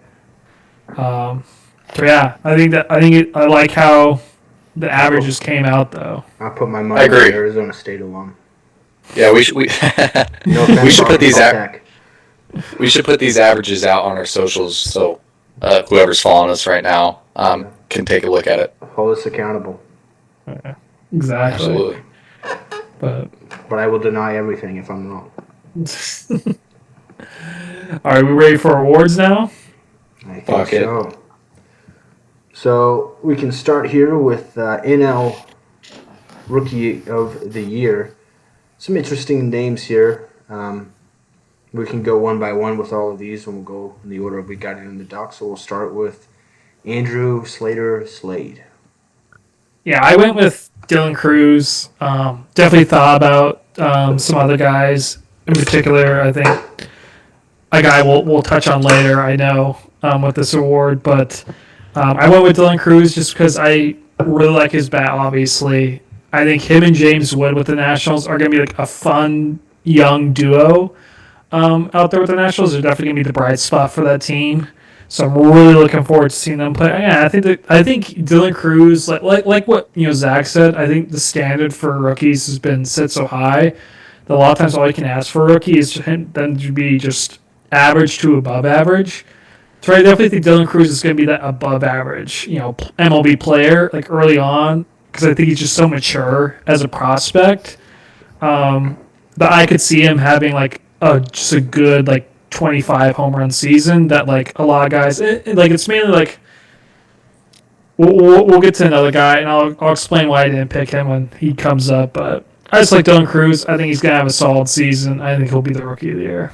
I think he's a guy that he's just so like complete, where like I will at some point this year I will crash out on a tweet that's like shitting on Dylan Cruz because he's not going to hit 45 home runs. And it's like, well, that not everybody has to. Like, he'll hit, like 20, but he'll also have a really good slash line and play good defense. And overall, that's more valuable. But, like, some idiot on Twitter will only look at home runs and RBI, and I'll get pissed off. And so stay tuned to the Club 303 podcast for that, all the socials. Exactly. I do think he's really solid. Anybody else got thoughts on Dylan Cruz? I'll move on to my pick then, and I have A.J. Smith Shaver. I'm not even sure if I'm saying his name right, but he's a young pitcher for the Braves who made the rotation, and I'm not going to pretend to have like some deep data-driven analysis pick for this. It's the Braves. They're pretty good at developing pitching. He made the rotation over some other good options. He'll probably just be really solid. I'm not saying he's going to have like a 2.5 ERA, but he'll probably have like a 3.5 ERA and just be really solid and probably win it because they'll win a ton of games, so he'll have a good record, and the old ass writers still like that, and so I think he's got a chance to win it. I'm not even like super compelled by him. I'm just like purely prediction, how writers write or how writers vote and how things shake out. I think that a young starter on a good Braves team probably has a chance to pick up some votes. I will say with him, like me and Pat, I think this whole pod is big into the changeup.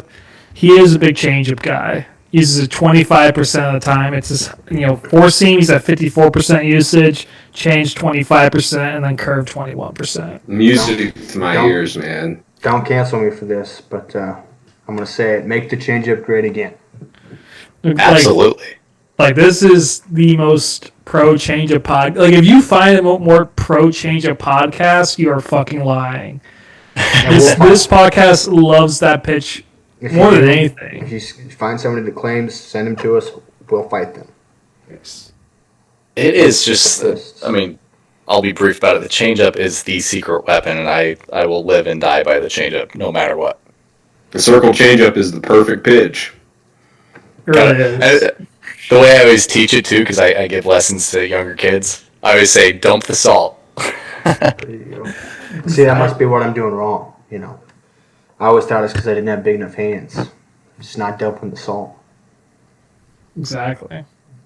My boy Garrick, next time we play catch, is going to see the nastiest circle change he's ever seen because I'm going to dump the salt. Dump that shit, baby. Come on. Exactly. Gonna break his thumb with all that movement. You're damn right. And I won't apologize either. You should. Fuck that. But Okay. But no, I was just gonna say, like, I like Machine's pick because just like you're right. It'd be like Schwellenbach last. Like the Braves just find a way to get the most out of these young pitchers. So yeah. Move on to Party Pat here. Him and Austin, spoiler alert, have the same pick, and we'll let Pat talk about him first. This is not a shocker of a pick. I think this is probably, I looked at the odds earlier today, and I can't remember, but I'd say he's probably the favorite. If not, he's definitely top two. Pat, who's your pick here? Got Roki Sasaki of the Dodgers, and looking at his analytics, he's projected for a 2.86 ERA, which would be the best among all of the projected AL starters, which I was pretty surprised by that. He's also projected 12.2 strikeouts per nine and a 34.2% strikeout rate, which I think is pretty bizarre. He's also projected for 206 strikeouts, which would give him, obviously, his first 200K season since 2019. So I think he's just got absolutely electric stuff, and I just hate that he's on the Dodgers. I know the Cubbies were trying to get him, but he'll be fun to watch, and it's great to see him along with Ohtani in that with that team. And so it was cool that they got to have the whole Tokyo series. I think this year they chose the right two teams to have that. Stokes, since he's your pick also, you want to piggyback there? Yeah, I have some of his stats from his time in Japan pulled up here. Last season, in 111 innings, throwing a 2.35 ERA with 129 strikeouts. The season where he put up the best numbers, in my opinion, 2022, in 129 and a third inning, 2.02 ERA in 20 games where he put up 173 strikeouts. So I think he's really poised, and a lot of pitchers, when they do make that transition, some of them will come off really hot right there at the beginning. So I think he's going to be able to really catch on to the Dodgers team around him. Obviously, that kind of super team that they have. And I think he's just going to fit in so well, and he's going to hit his stride really early. And I could easily see him, handedly picking up the award here. And I really, he is, one of the favorites to win this. But I just looking at his stats from Japan, having the advantage of already having played some pro ball, it's a super big deal in Japan. So being able to still wear the rookie label over here is going to help him out a lot. And I really think that's going to push him in the All-Star voting. I was like, so obviously Roki was the guy. Rookie of the year voting, sorry. Yeah, no, you're good. He was the guy I obviously was thinking of because Roki is the favorite. He's the guy with the highest expectations. But I didn't pick him just because I think he is going to have some growing pains. That you see, we almost understate how hard it is probably transition considering Japan. They literally use a smaller baseball to for 1 year go from Japanese their baseball to a bigger, different Major League Baseball. I couldn't imagine how much that would alter how I would pitch. But they seem to do it as seamlessly as possible, or as humanly possible. Obviously, there's some growing pains there, and that's kind of what I'm predicting.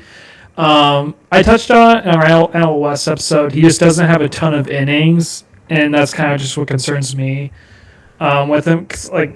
I just think there's going to be a lot of ups and downs with Sasaki. We're going to see some of the bad. We already kind of saw a little bit of it in his start in Japan. Again, I think it'll be up and down, and that's the reason I went with Cruz, just because I think Cruz is just going to have a solid, smooth, quality season, while Sasaki might win it, but also I feel like the standard that people expect him to live up to is just so high that when he doesn't hit that, the voters might wrongly hold it against him. That's almost kind of what I was thinking with my pick.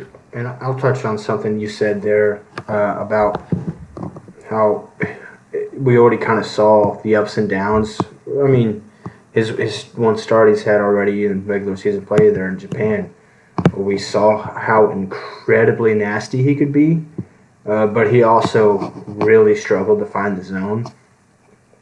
And whether that's the new baseball or just adjusting in general, I mean, it's one start, right? But if that doesn't get cleaned up, then that's going to hurt him, because if he can't find the zone, I mean, hey, he could be Ebby Lelouch from Bull Durham, where he's, setting the league record and walks and strikeouts in the same game. Obviously, that's an exaggeration and statistically impossible with how many pitches it would take. But the point is, he could be really, really nasty and strike out a lot of people and get a lot of outs with that nastiness. But if he's also walking a ton of people, he's not going to get to go deep into the games, and that could hurt him. So for me, it's it's a wait and see. I think it's a wait and see. I think that's smart money probably to bet on him.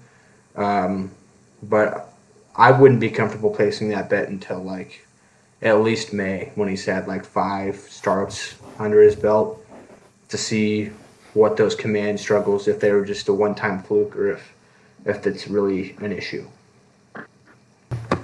All right, so we've talked about NL Rookie of the Year. Now to move on to the American League, and we'll go in order again. And we'll start with Andrew, and he kind of stole my pick, so I went with somebody else for the sake of content, but we'll let you talk about your pick first. Yeah, I went with Jackson Jobe. Won't spend a ton of time. I mean, mainly, the guy is a top prospect. He absolutely shoves. He is in a team that I think will compete for a division spot, and I think will get a playoff spot. I think will be a big part of that. And so I think that goes a long way in AL Rookie of the Year voting. He pitches in a pitcher-friendly ballpark. I think he will be, in a rotation that is pretty, has some depth to it. I think he is going to be that second guy to Skubal and really and that 1-2 punch, I think, is going to be what spearheads the Tigers to winning that division. So that's why I picked Jackson Jobe. Yeah, I mean, plain and simple, as easy as it gets. He's got incredible stuff. He's got a good mindset. He had that quote a couple weeks ago where he's just like, hey, I'm going to throw my best stuff. Hit it if you can. And like you said with Skubal, it's not like he has a ton of pressure to be the number one guy. I think those things add up. I think he's a pretty good pick. Anybody else got thoughts on Jackson Joe before I move on? So I transitioned to a guy that I wasn't sure was going to make the opening day roster. I know when we talked in the last week's episode about the AL East that we had talked about quite a bit about him being potentially a guy that would get called up midseason and be a factor for the Red Sox. But he actually just straight up made the opening day roster, and that's Christian Campbell. I think he's going to be really, really good. Had a good enough spring to make the opening day roster.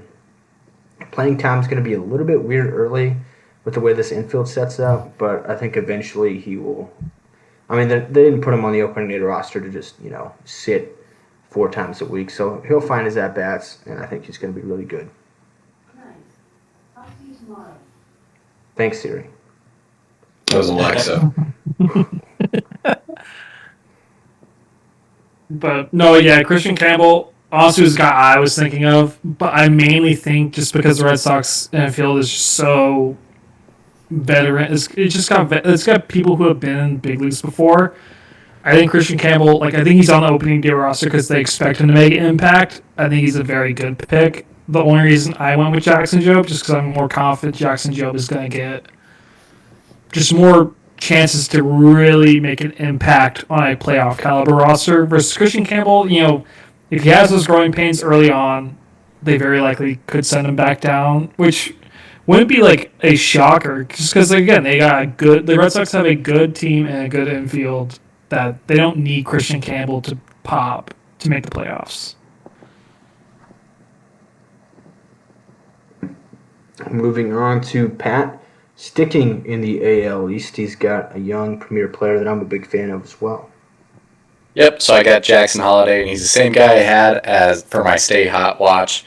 And so my notes on him are pretty similar to what I had when I was talking about him the other week. So looking at his spring training stats, and like we were mentioning, he looks a lot more jacked this year versus last year. He's hitting 330. He hit 333 in spring training, so an improvement from where he was at. Even when we were talking about him the other week, he was at 276. And he's a guy last year who started one of the coldest starts for a first round or for a first pick. A 2 for 34 start, which was .059. So they sent him down for a little bit, and then once he came back, he was 34 for 156. So not too great, still at 218. But I think through his development through the offseason and what we've seen so far through spring training, I think this kid's got a lot of upside. And for the way that the Orioles, we all have them. Didn't we have the Orioles winning the East? Yeah. And I think he could be a great contributor to that. And I feel like a lot of times for these types of votings, voters like to vote for guys who contribute to a winning team. And so I think Jackson Holiday could definitely be that for voters. Yeah, I mean, he doesn't have a ton of pressure because it's going to be a good team anyway. He's not going to be the number one guy. It's going to be Gunnar Henderson. I love Jackson Holiday. He grew up learning how to hit in Busch Stadium underneath his dad, Matt Holiday. Kid's a natural. I think he's going to have a really good year. Right. I think getting a taste last year and struggling, I think and then coming back and playing still those growing pains, but again playing better. I think that is big, and now he has come into camp. He's earned his spot, and I think he's going to feel a lot more settled in to the major league environment this time around, and he'll flourish. So moving on to Austin's pick, one of the most interesting players I think this year in all of baseball. Not even just this year, just he's already had an incredibly interesting career, being drafted high, not signing because he was hurt, going and playing independent ball in the Frontier League, which, shout out, has a connection to the Power, has a connection to me. I used to run a camera for a Frontier League team. Got drafted high again. Has had a road to the majors. It has been rough because, shocker, he's been injured once before. He's been injured again. Stokes, take it away. Yeah, so I think this is a standout year for Kumar Rocker.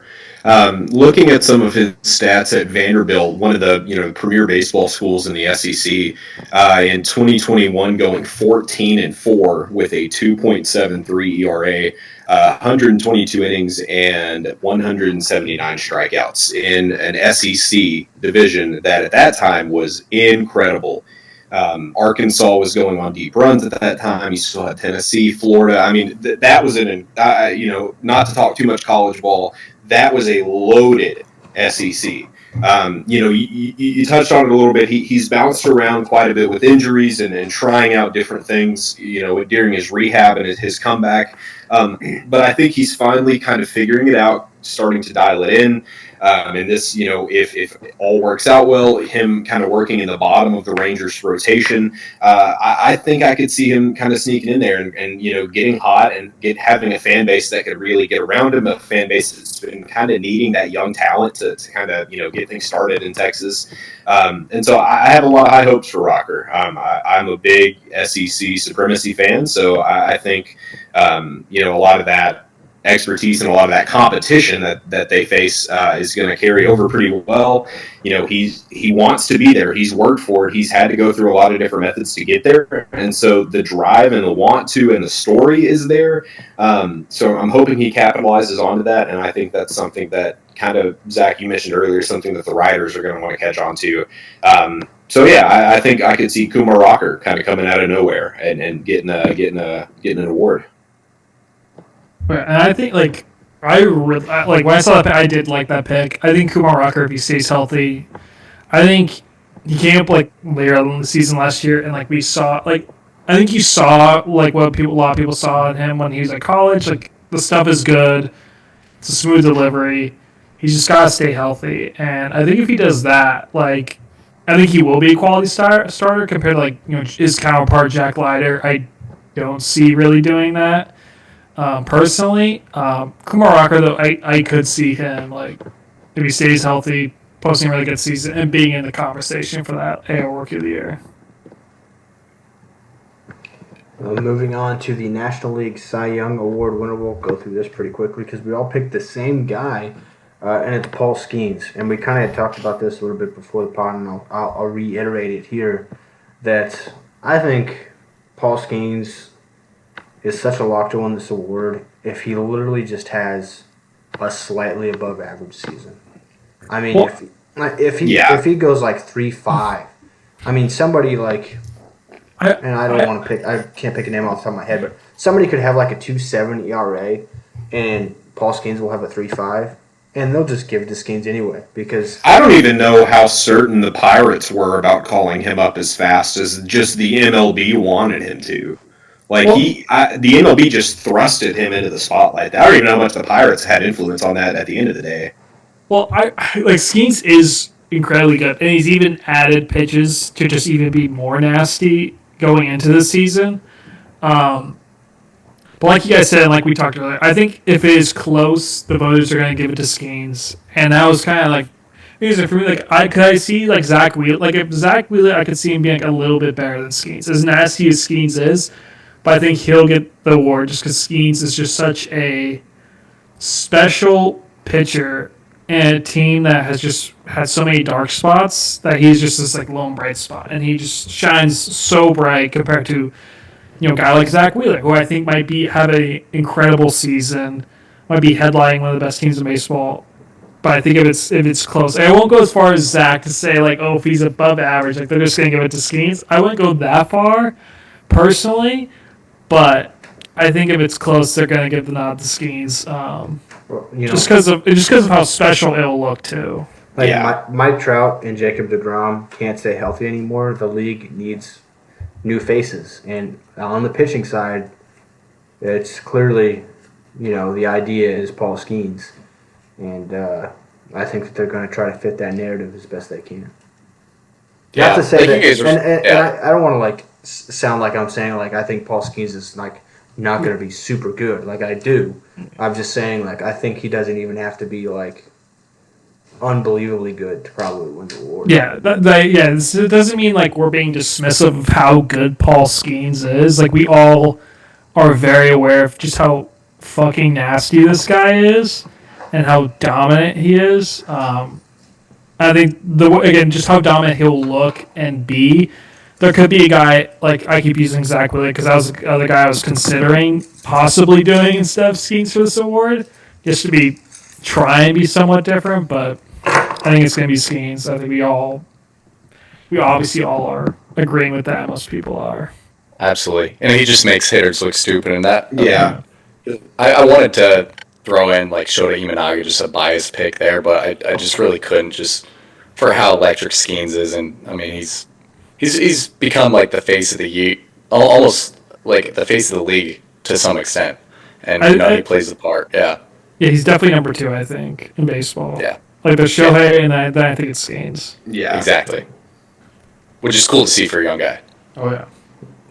Well, speaking of Shohei Ohtani, not to spoil the picks too much, but we'll move on to the NL MVP, and I don't think that's much of a spoiler that a couple of us have him.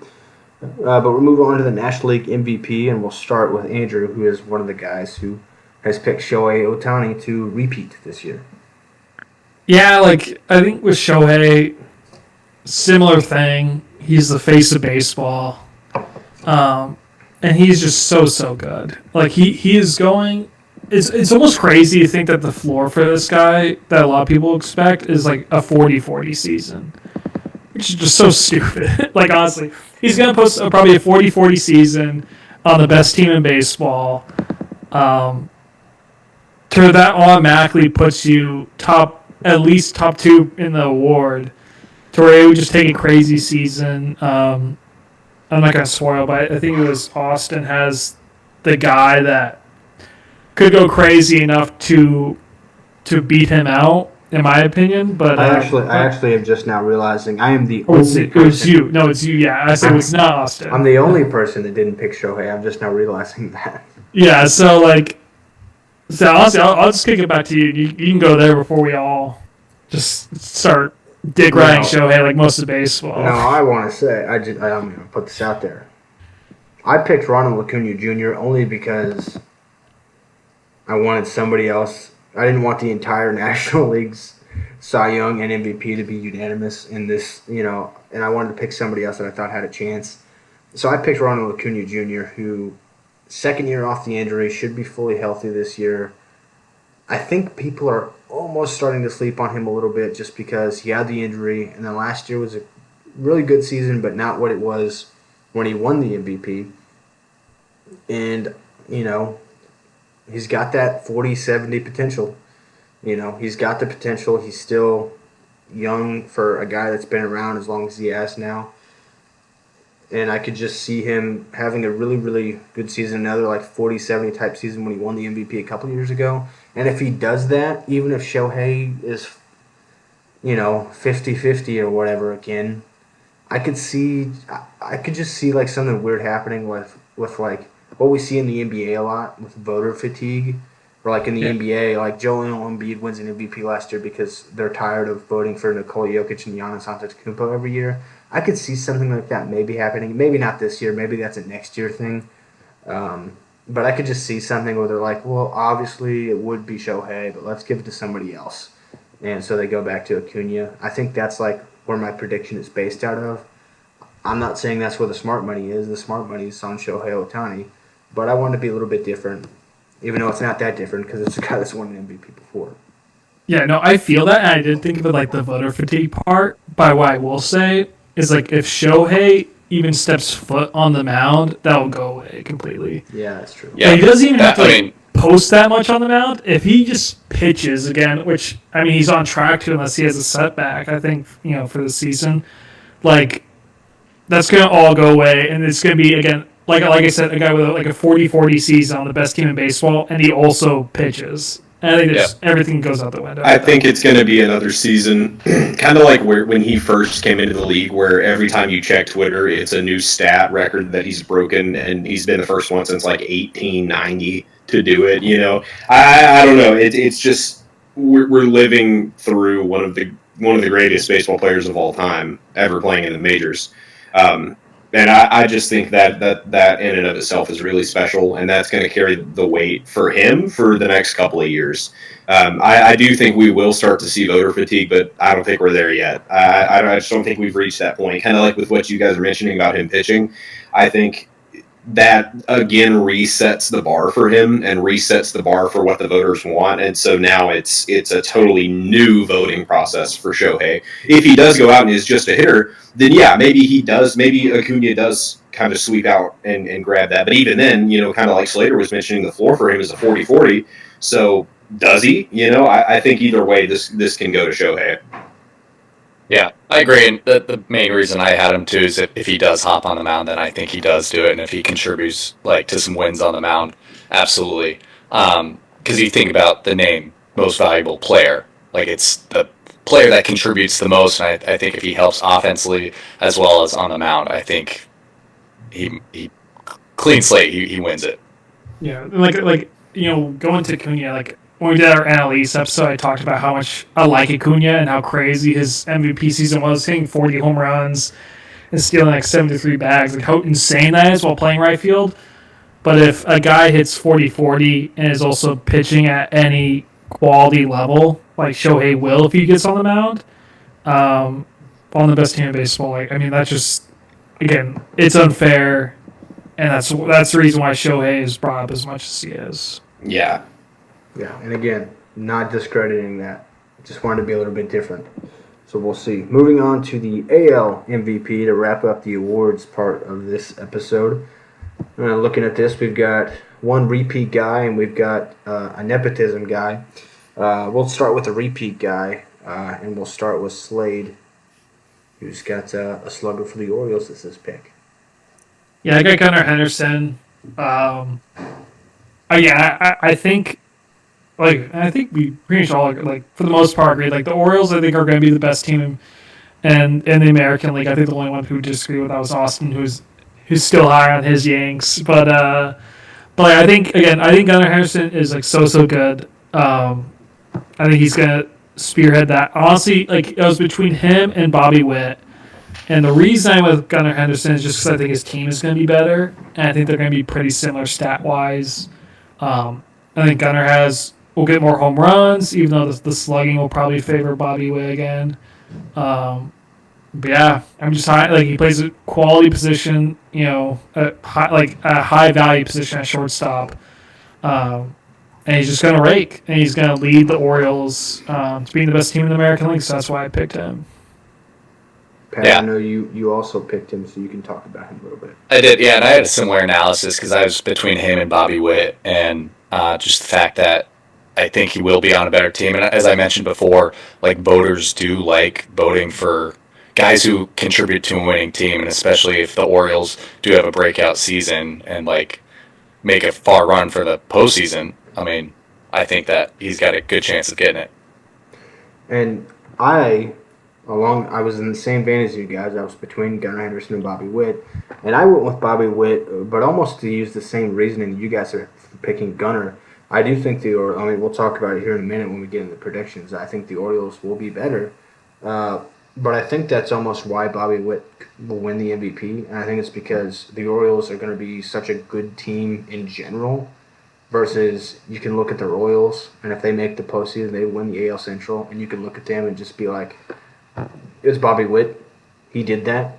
And like Pat just said, when you talk about the award most valuable player, I think that the voters will look at, if you take Bobby Witt off the Orioles, they probably miss the playoffs. Now, that might be an exaggeration, but I'm just talking about how writers might think.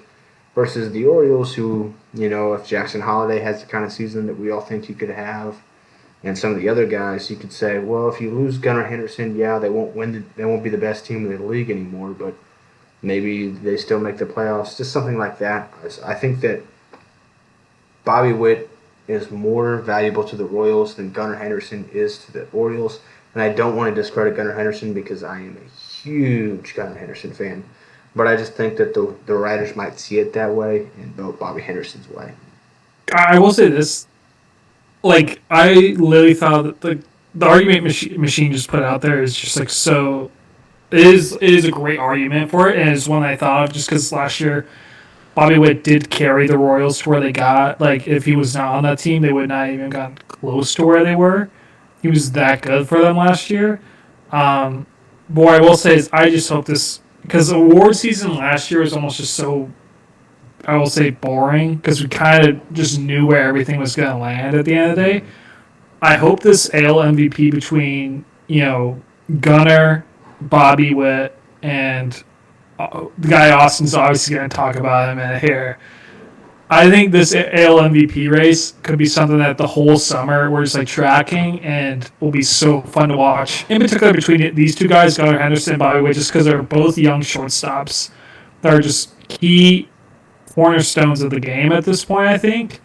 I think I'm just so excited to watch it. To be honest, you really can't go wrong with I think those two. I agree. Now let's get to the homer pick for Mr. Austin Stokes. All right, shocker. I think Judge wins the MVP. So settle in for this one. I think after Game 5, I think after absolutely shitting the bed in the World Series, I think he is pretty... I don't know. I think there's just a lot of added weight on his shoulders coming into the season, especially now that you can't rely on Soto or Stanton, so you do have to just be the guy in New York right now until at least the trade deadline, when who knows what's going to happen. And just because he has proven himself more over time, say what you will about that being a good enough argument is why I took him over, Bobby Witt or Gunnar Henderson, just because he's been there, he's done that. He knows what it takes every season, and people have kind of had the same opinion, and I'm not comparing the two before I get slammed for that. People have had the same opinion about Mike Trout for a long time, he had a bad season, he went through a slump, but he hit 40 home runs. So I do think that is also going to carry a lot of weight on him. It is bold to assume the repeat there, especially coming off of kind of the somewhat let down postseason performance that he had, but I do still think the tools are there and the key components are there, and it is still Aaron Judge, and he's still going to put up incredible numbers this season, and I could see him falling into a repeat. I think obviously help all being similar. I think Judge's floor is definitely higher than Gunner's. And that's why I think Judge, unless there's injury or something like that, he's going to be top 4 or 5 in this voting, I think easily, and he's going to likely compete for the award again. But yeah, honestly, Judge I didn't consider just because I'm low on the Yanks. I think they're going to be kind of sluggish. I think Judge is going to be kind of lumped into. It's all even if his season's great, he has been in the past. I think if the Yankees are disappointing, people are almost going to just lump him into being a disappointment this year. True, but I mean, I feel like the expectations are just so high that the expectation for the Yankee, not just me, but for most of the Yankee fan base is a World Series. So I feel like you can still obviously they're going to fall short of that. I do not, in no bone in me, thinks that this Yankees team wins the World Series, but I think that with the ceiling being so high and with the expectation being so high for the Yankees, that won't really take into effect, because when are the expectations for the Yankees not a World Series? All right, and now to wrap up the awards, unfortunately, the host of this, myself, maybe a little intoxicated, accidentally skipped over the AL Cy Young Award, so we'll wrap that up quickly here. And this is finally one, haven't had one in a while, where we all picked different guys, so we can go over that quickly. And we will, looking at it, we've got a couple of homer picks here, and we'll start with Andrew with his. Well, let me start with this. I am fucking positive that someone on the Mariners rotation is going to win this award. It could be any of them. It could be any of the fucking 5 guys, but it's going to be one of them. But I went with Logan Gilbert. He's the opening day starter. He's number 1. He was nasty last year, was pretty high up in the voting. He should be top 3 at least in this voting. I think he's going to win the award, obviously by my pick here. He's just 6'6", lengthy as shit, just on top of you, nasty fastball, splitter. He's just got a litany of pitches. Pitches in a pitcher-friendly ballpark. Like, he's just absolutely nasty. I cannot wait to watch him this year. And yeah, I think it's going to be him. The other guy, my dark horse pick on the Mariners, I think if Brian Wu has 180-plus innings, he will be top 5 in Cy Young voting. I could see him even, like, winning the award. I mean, Brian Wu, I'm not going to go too far down the rabbit hole here, but the guy pretty much has 2 different fastballs and throws them, like, 80% of the time, and just big leaguers cannot fucking touch it. And they literally know a fastball is coming, but he's just so... Brian Wu is fucking nasty. So I think Brian was going to break out this year, and I think he is going to... Like, just don't be shocked if Brian was top 5 Cy Young. But yeah, I'm going to go with Gilbert. I like that pick, and I almost picked him for mine as well. Do you have his stats pulled up? Like, tell us about his stats for last season. I don't have his stats pulled up, but he made, like last year, he was so good. There's a couple starts that kind of blew up. Like, one, he got absolutely fucked in Fenway by an umpire on a missed strike 3 call, and then that inning just unraveled after that because, again, especially, like, the margin for error in a ballpark like Fenway, that Mickey Mouse Park, is so low that you can't, like, things can unravel quickly there. But, like, overall, I think his ERA was in 3s, like mid-3s probably. But it's mainly like how it looks. I honestly expect him to be like high 2s ERA. He's going to strike out a fuck ton of guys. The whole Mariners staff, and Logan is part of this too, does not walk guys, which is really huge. And he's just going to eat innings. Yeah. And he's going to post, like, he's going to be like a 200 innings guy. Because, last year he had 208 innings. Yeah. Yeah, I think he's going to be 200-plus innings. He's going to have a high 2s ERA. And I think the Mariners are going to win the division. I think he's going to be a big part of that. And, yeah. Like, that's, like Logan is very much a vibes pick. I didn't do a deep dive into the numbers. I watch this guy, like, every day. And the guy's he's fucking nasty, pretty much. Which is why I picked him. I like it. We'll move on to my pick here for the AL Cy Young Award, and I can't lie to you. This is mostly to piss off Mr. Stokes. I went with Garrett Crochet, who had... Yeah, I remember somebody else who had something to say about Garrett Crochet last week. Yeah. He's got incredibly nasty stuff. It's just a matter of how many innings he pitches. If he pitches enough innings, he's really, really nasty. He's going to have the numbers. In general, he's going to have the numbers. I think it just is a matter of if has enough innings to get the counting numbers of, like, strikeouts. I think his ERA is going to be good enough. His per nines are going to be good enough. It just matters about the counting stats if he pitches enough innings. And, he was healthy enough last year to pitch quite a few. If he can add upon that a little bit, I think he's got a shot. He's a hot name, traded to a new team that's no longer the White Sox and now is a contender, or at least a playoff team. I think that the voters will look fondly upon Garrett Crochet. Yeah, like, Crochet, we touched on him a lot last week, obviously. If you want to hear more about our thoughts on Crochet, you should have already watched last week's episode. That's why I'm not. That's why I don't have a lot. We're not gonna go too far in, especially going Austin State and go there. But Crochet is nasty. I think Zach is right on the nail though. I wouldn't pick him over a guy like Gilbert because I think Crochet and Gilbert are equivalently just nasty guys, just so hard to hit and square up. Crochet, honestly, to actually square up and hit well might be harder, just because he's so deceitful from the left side and it's just very hard to square up. But I don't think he's going to put up the innings that Logan Gilbert will. I think Logan Gilbert will put up better counting stats. I even think with the aided, Logan Gilbert pitches in T-Mobile Park versus Garrett Crochet has to pitch in a Mickey Mouse field out there. I think the counting numbers will be better for Gilbert, so that's why I went with him. But Crochet is nasty. I would not at all shame anyone for expecting him to just absolutely shove in his contract year and and just win the Cy Young. I would not be shocked at that at all.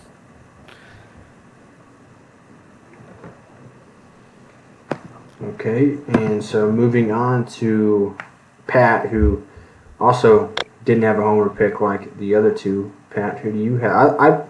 This is really unique. Looking at this, this is a unique pick, but it helps what I think about the Royals, where I picked them to win the AL Central. You can give who you picked as the AL Cy Young. Yeah, as you mentioned, he plays for the Royals. That's Seth Lugo, and last year he posed a 16-9.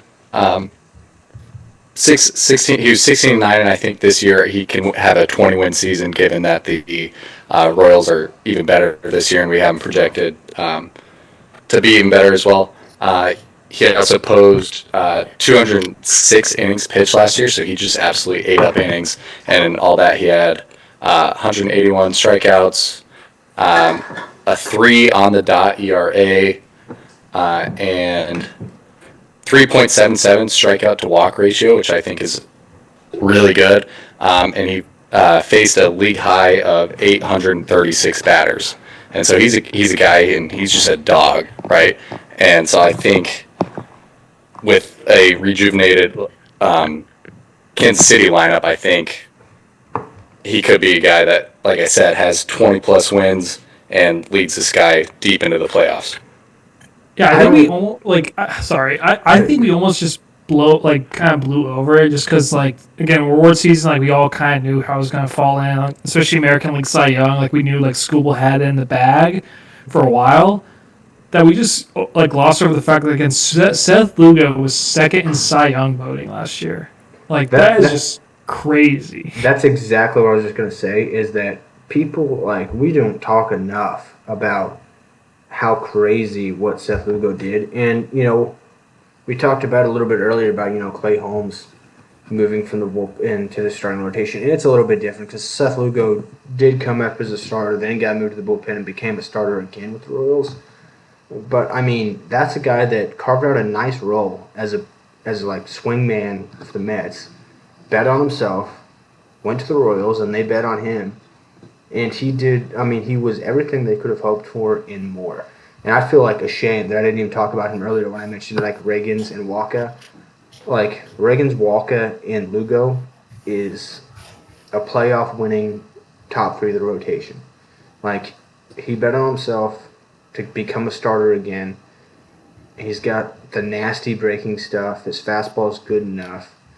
I think that's a really good dark horse pick. I wouldn't have picked him just because, unfortunately, just in the mindset of how the voting works, he just doesn't have the name. Yeah, it's not gonna be sexy out there. And that's unfortunate. Yeah. I hate that it's that way because if you broke it down pure, I think he's got a good shot. Just with the way that it works, it's probably not, like Slater said, sexy enough. But hey, we can't all be me. Valid. All right, let's get to Homer over there. Yeah. Shocker. All right. New signing. Yeah. Starting pitcher of note they have. Yeah, I won't disagree with you entirely on Austin that. Cookie Carrasco to win the Cy Young. Yeah, I think this is the season of Cookie. No, I went with Max Fried for who I think is going to win the Cy Young this year. Looking at his stats from the past couple of years, last year pitching a 3.25 season, 166 strikeouts coming off of a shortened season that he had in 2023. I think a lot of what's going to carry him this year is a lot of that Yankee magic that guys get their first season in New York. He thinks he probably believes, as a lot of us do, that he should be the number one guy with Cole being gone. And I think he now feels the need to prove that and will, especially coming behind what I personally feel like, and I don't think this is a hot take, what's going to be a really underwhelming Rodon season. So I think this is going to be a good opportunity for him to really capitalize on that, and it's going to make him look better, especially if the Yankees perform to anywhere near the level I'm expecting them to.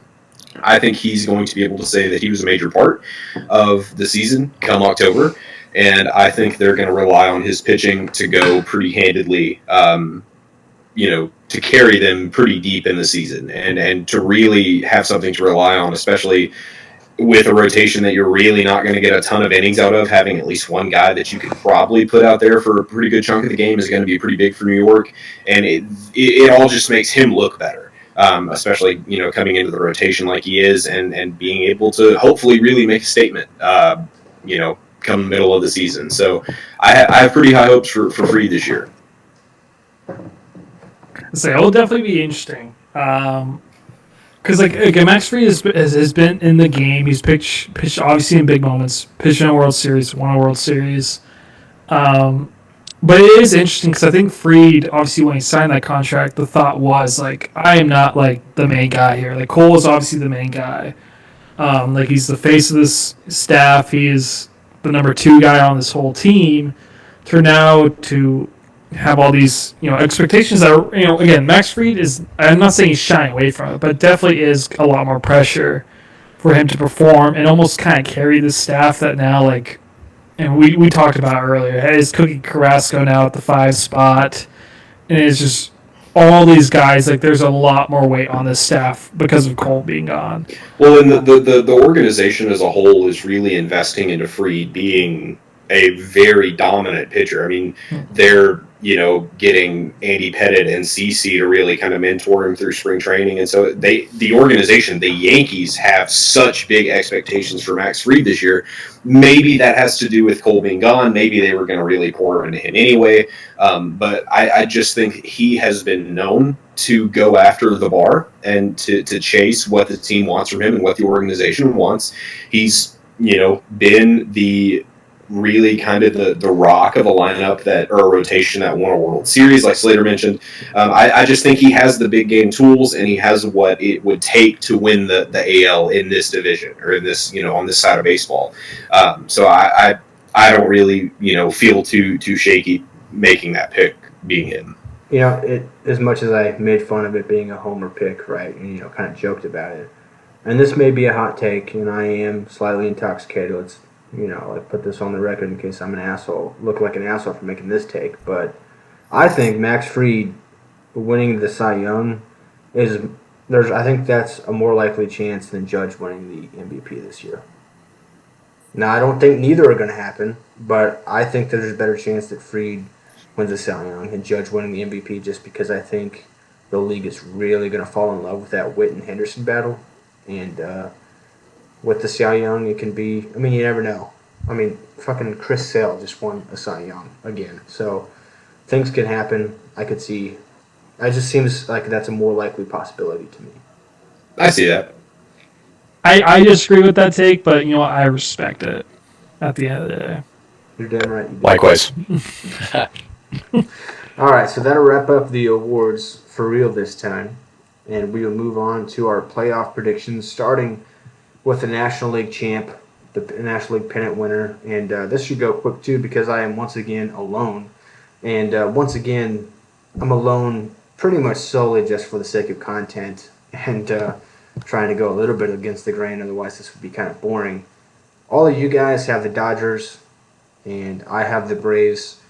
It's the same exact argument that I made for Acuna over Ohtani, where I don't necessarily believe it, but I could see it happening. The Braves are really, really, really, really, really good. Anything can happen in a 7-game series. But, smart money, again, does go on the Dodgers. We'll just have to see. Yeah, the Dodgers are prone to choke in the playoffs, but, with the team that they have this year, like we said on paper, they're just absolutely unreal. And obviously they won it last year. So I really do see this team win it back-to-back, and I honestly would be surprised if they don't. I will say, if not the Dodgers, then the Braves. I just think there would have to be a series of events that led to the Braves winning this. But I will say, if you take the Dodgers out of the equation, it is absolutely the Braves, and the Braves stand the biggest chance to shake things up when we get into the postseason.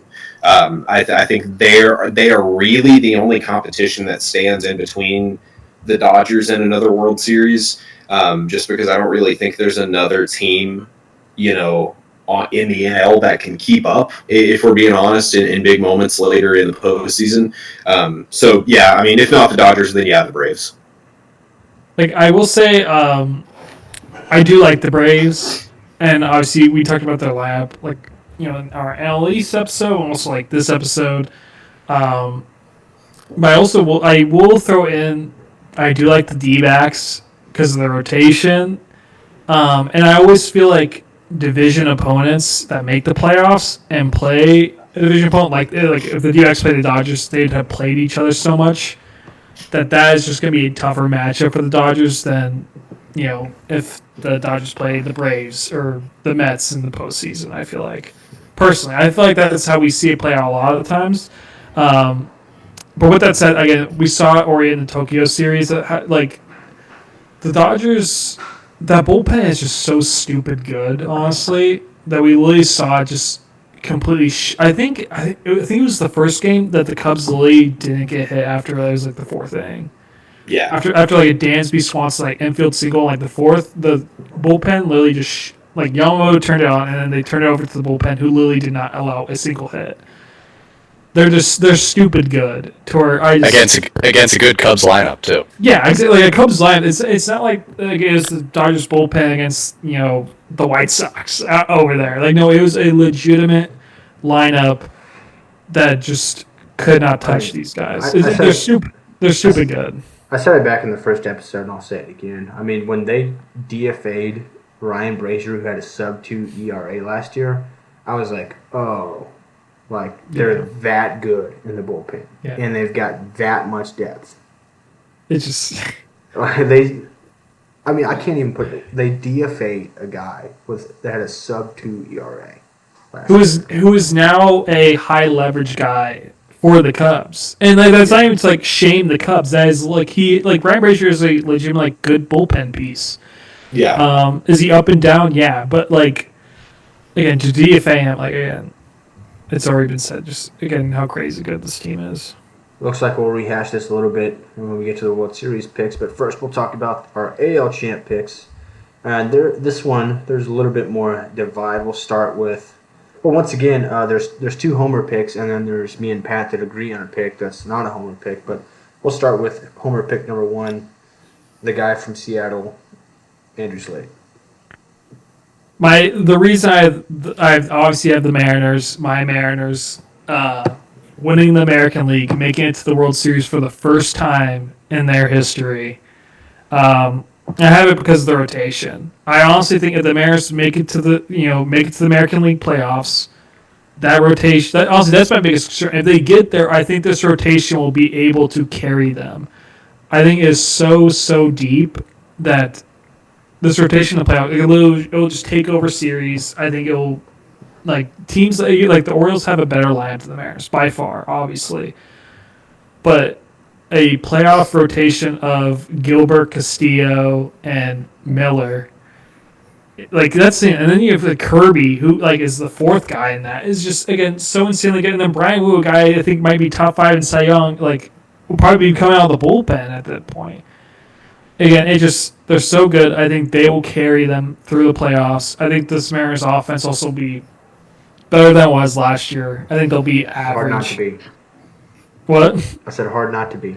Exactly. I think they'll be better. I think they'll be average, and that's all they need them to be. And then once this team's in the playoffs, that'll be enough. I think that rotation will get them through American League. That I don't think is, from what I look at, I think the Mariners are one of the better teams in the American League. So I don't think it's too crazy. It's obviously a homer pick. I am so high on the Mariners right now with what they've done recently. They've just with the Colorado extension and everything like that, and some of the things I've seen in spring training. I'm really high on them right now, but I legitimately think they're one of the best teams in the American League. Yeah, I think I just keep calling out all these homer picks because I'm jealous. Because even everybody, including Pat, can at least homer pick his team to win the division and not look like an idiot, and I can't right now. So maybe I'm just a little bit jealous. To move on to me and Pat's pick, we have the Orioles winning the American League, and you talked about it. That could be one of the premier matchups in that American League playoff, Orioles and Mariners. Mariners do have a better rotation. The Orioles have a really good lineup, and I think that the Orioles bullpen's really good too. That could maybe make up for some of that rotation stuff. And again, I'm making these picks, and not to fast forward too much when we get to the World Series championships, but I'm making these picks with the mindset of the Orioles go out and get a starter or two at the deadline. And if they do that, I think they're the clear team to beat in the AL. And that's the thing, I agree with that, but like as of today, like, and even then, if they go get like best thing, they would have to go get multiple guys. I feel like to where like let's say they go get a top end guy, whoever. Like let's say they get like just for the sake of argument, let's say they somehow get Sandy Alcantara, even though he's already got a Yankees jersey on practically. Let's say they go get him. I still think like the Mariners rotate. Like let's imagine they face off in the ALCS. I think the Mariners rotation just like favors so heavily and can match them on the pitching, like just overmatch them on the pitching side. And I think that just goes deeper in the playoffs. Like that's personally why I, as high on the Orioles as I am, I think the Mariners are like the perfect type of team to take down like a team like built like the Orioles. Yeah, I got the Orioles. They just remind me of the 2016 Cubs, where it's just a bunch of young bucks that don't have a ton of pressure on them going into the postseason. And so, and I talked about them last episode too. I'm pretty high on them, and I just they got a ton of likable guys, and why not? Well, let's quickly move on to Mr. Stokes here. We probably don't have to talk about this whole lot because once again, he made his feelings known an episode ago covering the AL East. He's got the Yankees back in the World Series. Yeah, I mean, if you want to know my takes on why they're going to get there, just go listen to the other one. Now you'll have to listen to a 2-minute rant where he actually doesn't explain that. Well, yeah. So you have to go to the one. You have to go to the one where I actually tell you why I think they are going to win the division. But yeah, no, I think to go back over just a little bit. They're still the Yankees. They're missing a lot of pieces. I think the team that's out there still has it in them. They still have the tools in the right places. The starting rotation is kind of shaky until we get to the All-Star break and we can get Alcantara. But for now, I think it's we got what we got. They're going to play well. This is still the Yankees team that went to the World Series, minus the obvious. Injuries kind of fuck this, but what team don't injuries kind of screw over at this point in the season? Not everybody has two bad elbows, but then again, we survive, we prevail. Yankees win the AL East. They got a great clubhouse guy over there at first base, so that'll help. That's what they tell me. That's what the rumors have been so far, is that there's just a real fucking standout clubhouse guy. Finally, they needed one. Yeah, that's what held them back last year, is they didn't have enough clubhouse guys on the roster in the day-to-day lineup, might I add. Playing first, not just DHing. Yeah, we'll see. I can't get back on this tonight. We'll see what happens. Moving on to our predictions for the World Series champion. This is another one where I am alone. And again, we'll rehash it one more time. This is for the sake of content. A little bit less so on this one. The other two were very I'm picking a different person other than Shohei and a different team other than the Dodgers because I'm I want to be a little bit different. This one I actually could see. You guys all have the Dodgers. Stokes specifically in 6 against the Yankees. I have the Orioles winning. And I picked the Braves, I suppose. So I do have in my predictions the Dodgers choking against the Braves, and then the Orioles being the young up-and-coming team to take over the Braves in the World Series. And I think that a Braves-Orioles World Series will do good for baseball. So much fun. It would do a lot of good for baseball. I think it's more likely that the Dodgers make it back and probably win, but it's the Dodgers. Until I see it, as good as they've been my entire lifetime, they've been not good enough in the playoffs. I have a hard time believing they go back to back just based on my lifetime and their chokes in the playoffs. So I picked the Orioles here, and you know what? I'll double down and say I picked them against the Braves or the Dodgers. Maybe it's a little early for their window. Maybe this is a more 2026, 2027 World Series team, but again, I'll say it one more time. If they go out and get a pitcher or two at the deadline, they're the team to beat.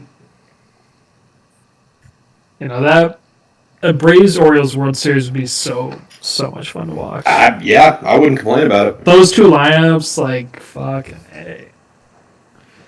That'd be amazing. Also, I do love, like, whether it be Super Bowl Finals, World Series. I love two teams with like completely different colorways matching up in the championship. That's a big thing for me. I hate when two teams with like the same colorways match up in a championship. But that's different, completely different rant. No, I agree for sure. But I'll start with like the obvious one. I have the Dodgers winning the World Series. I have them playing my Mariners. I want the Mariners. I think it'd be. I know the whole country would be behind the Mariners, obviously being the underdog in that. But as good as the Mariners rotation is, I think could keep this monstrous Dodgers lineup somewhat at bay. The Mariners offense against a pretty good pitching staff with the Dodgers that could be really good pitching staff with the Dodgers in that bullpen. I don't think the Mariners are going to win 2-0 games against that lineup with the Dodgers. So I'm not going to keep the Dodgers scoreless. I don't think with how even as good as their pitching staff is that like the Mariners offense will even come close to what the Dodgers lineup will produce. So I probably would have the Dodgers as of now win like that series in 5 games, but yeah, but if the Mariners win the World Series or make it to the World Series, it's really all like that season. I would act like they won the World Series just by making it. As sad as that is. Dodgers versus Mariners, Dodgers in 5, but that Game 2, Donovan Solano 7th inning home run to put them ahead to win their lone game of the World Series will hit like crack. Exactly. Again, it will feel like I will come out that series losing a World Series in 5. I will be acting like we won that World Series. I will watch that one game we won probably 1,000 times before the next opening day. I will be happy to do so if it does happen. Yeah, I mean, despite my pick that they play the Yankees, I do think it's just the Dodgers season again. I mean, you're right, Zach, and I agree that during our lifetime we've seen a lot of Dodgers teams get close and not quite have what it takes to get over the hump. But then again, when's the last time that we saw a Dodgers team win a World Series and then rebuild like this and do what they did in the offseason? I just think that's the difference maker. I don't think we're going to see but I don't think we're going to see a 3 to 4 year run. I don't think we're going to see like a 90s Yankees come from the Dodgers. But I do think that it will be fun baseball this year and that they will still win the World Series. And then next year, we'll see what happens. Hey, baseball's here. As we record, we're a couple of days away from opening day. We're also, might I add, a couple days out from the Hogs playing Texas Tech. Woo pig, baby. The Hogs are paying the rent this month. Same day. Again, Thursday, big day. Thursday's a big day for me. Duke's going all the way, though. Maybe. Probably. What do you mean, maybe? Well, okay. It's going to be We'll debate about that later. Houston Cougars. This episode probably won't come out until the day after opening day. If I had to guess, it'll be out Friday. But we're heading into opening day, just a couple days away. Club 303 podcast just getting started. This is just these are the prerequisites. In season, where we go crazy, get some guests maybe, talk it out. Things are gonna get wild. Club 303 podcast, here to stay. Turn it up, fellas. Podcast is getting hot at the right time. Absolutely. Baseball. Hey, cheers to flying the W, hopefully over 90 times this year. Gotta figure out how to do this. Sitting down. All right. Let her rip, boys. Here's to baseball. Here's to you, boys. Here's to to the Club baseball. 303 podcast. Being fucking bad. Let's go.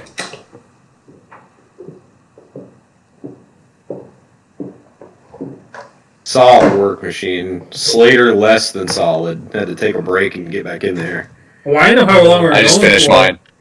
I thought me and Power were just doing like a solid pull, and I looked at him, he's still going like, fuck, I gotta keep going, like. Alright. I only had Bad like a performance like a by- third to a quarter left. Damn. So you cheated. cheated, So, yeah. like, Yeah, he cheated, Exactly. I did. Yeah. I had like a full beer here. Anything else? Let's go to the order from the boys. Met Cal Raleigh today on his Dude, yeah. extension day. That is fucking incredible. I heard he wasn't going to officially sign it until he shook your hand. So I heard that's what they were waiting on. They really were. Yeah. Yeah. they needed your approval. I heard that Andrew Slade is the shadow GM of the Seattle Mariners. Streets are saying that. I will neither confirm or deny that. Hey, shout out to the boys. We're just getting started. Hop on the train now before hop on the bandwagon now because it's going to get crazy. We're going to go places. We got award winners. We got smart people. And we got a Yankees fan that loves to rant. Pretty good episode. Season right around the corner. Gonna get crazy. We'll see ya. Go ahead, subscribe. Cheers.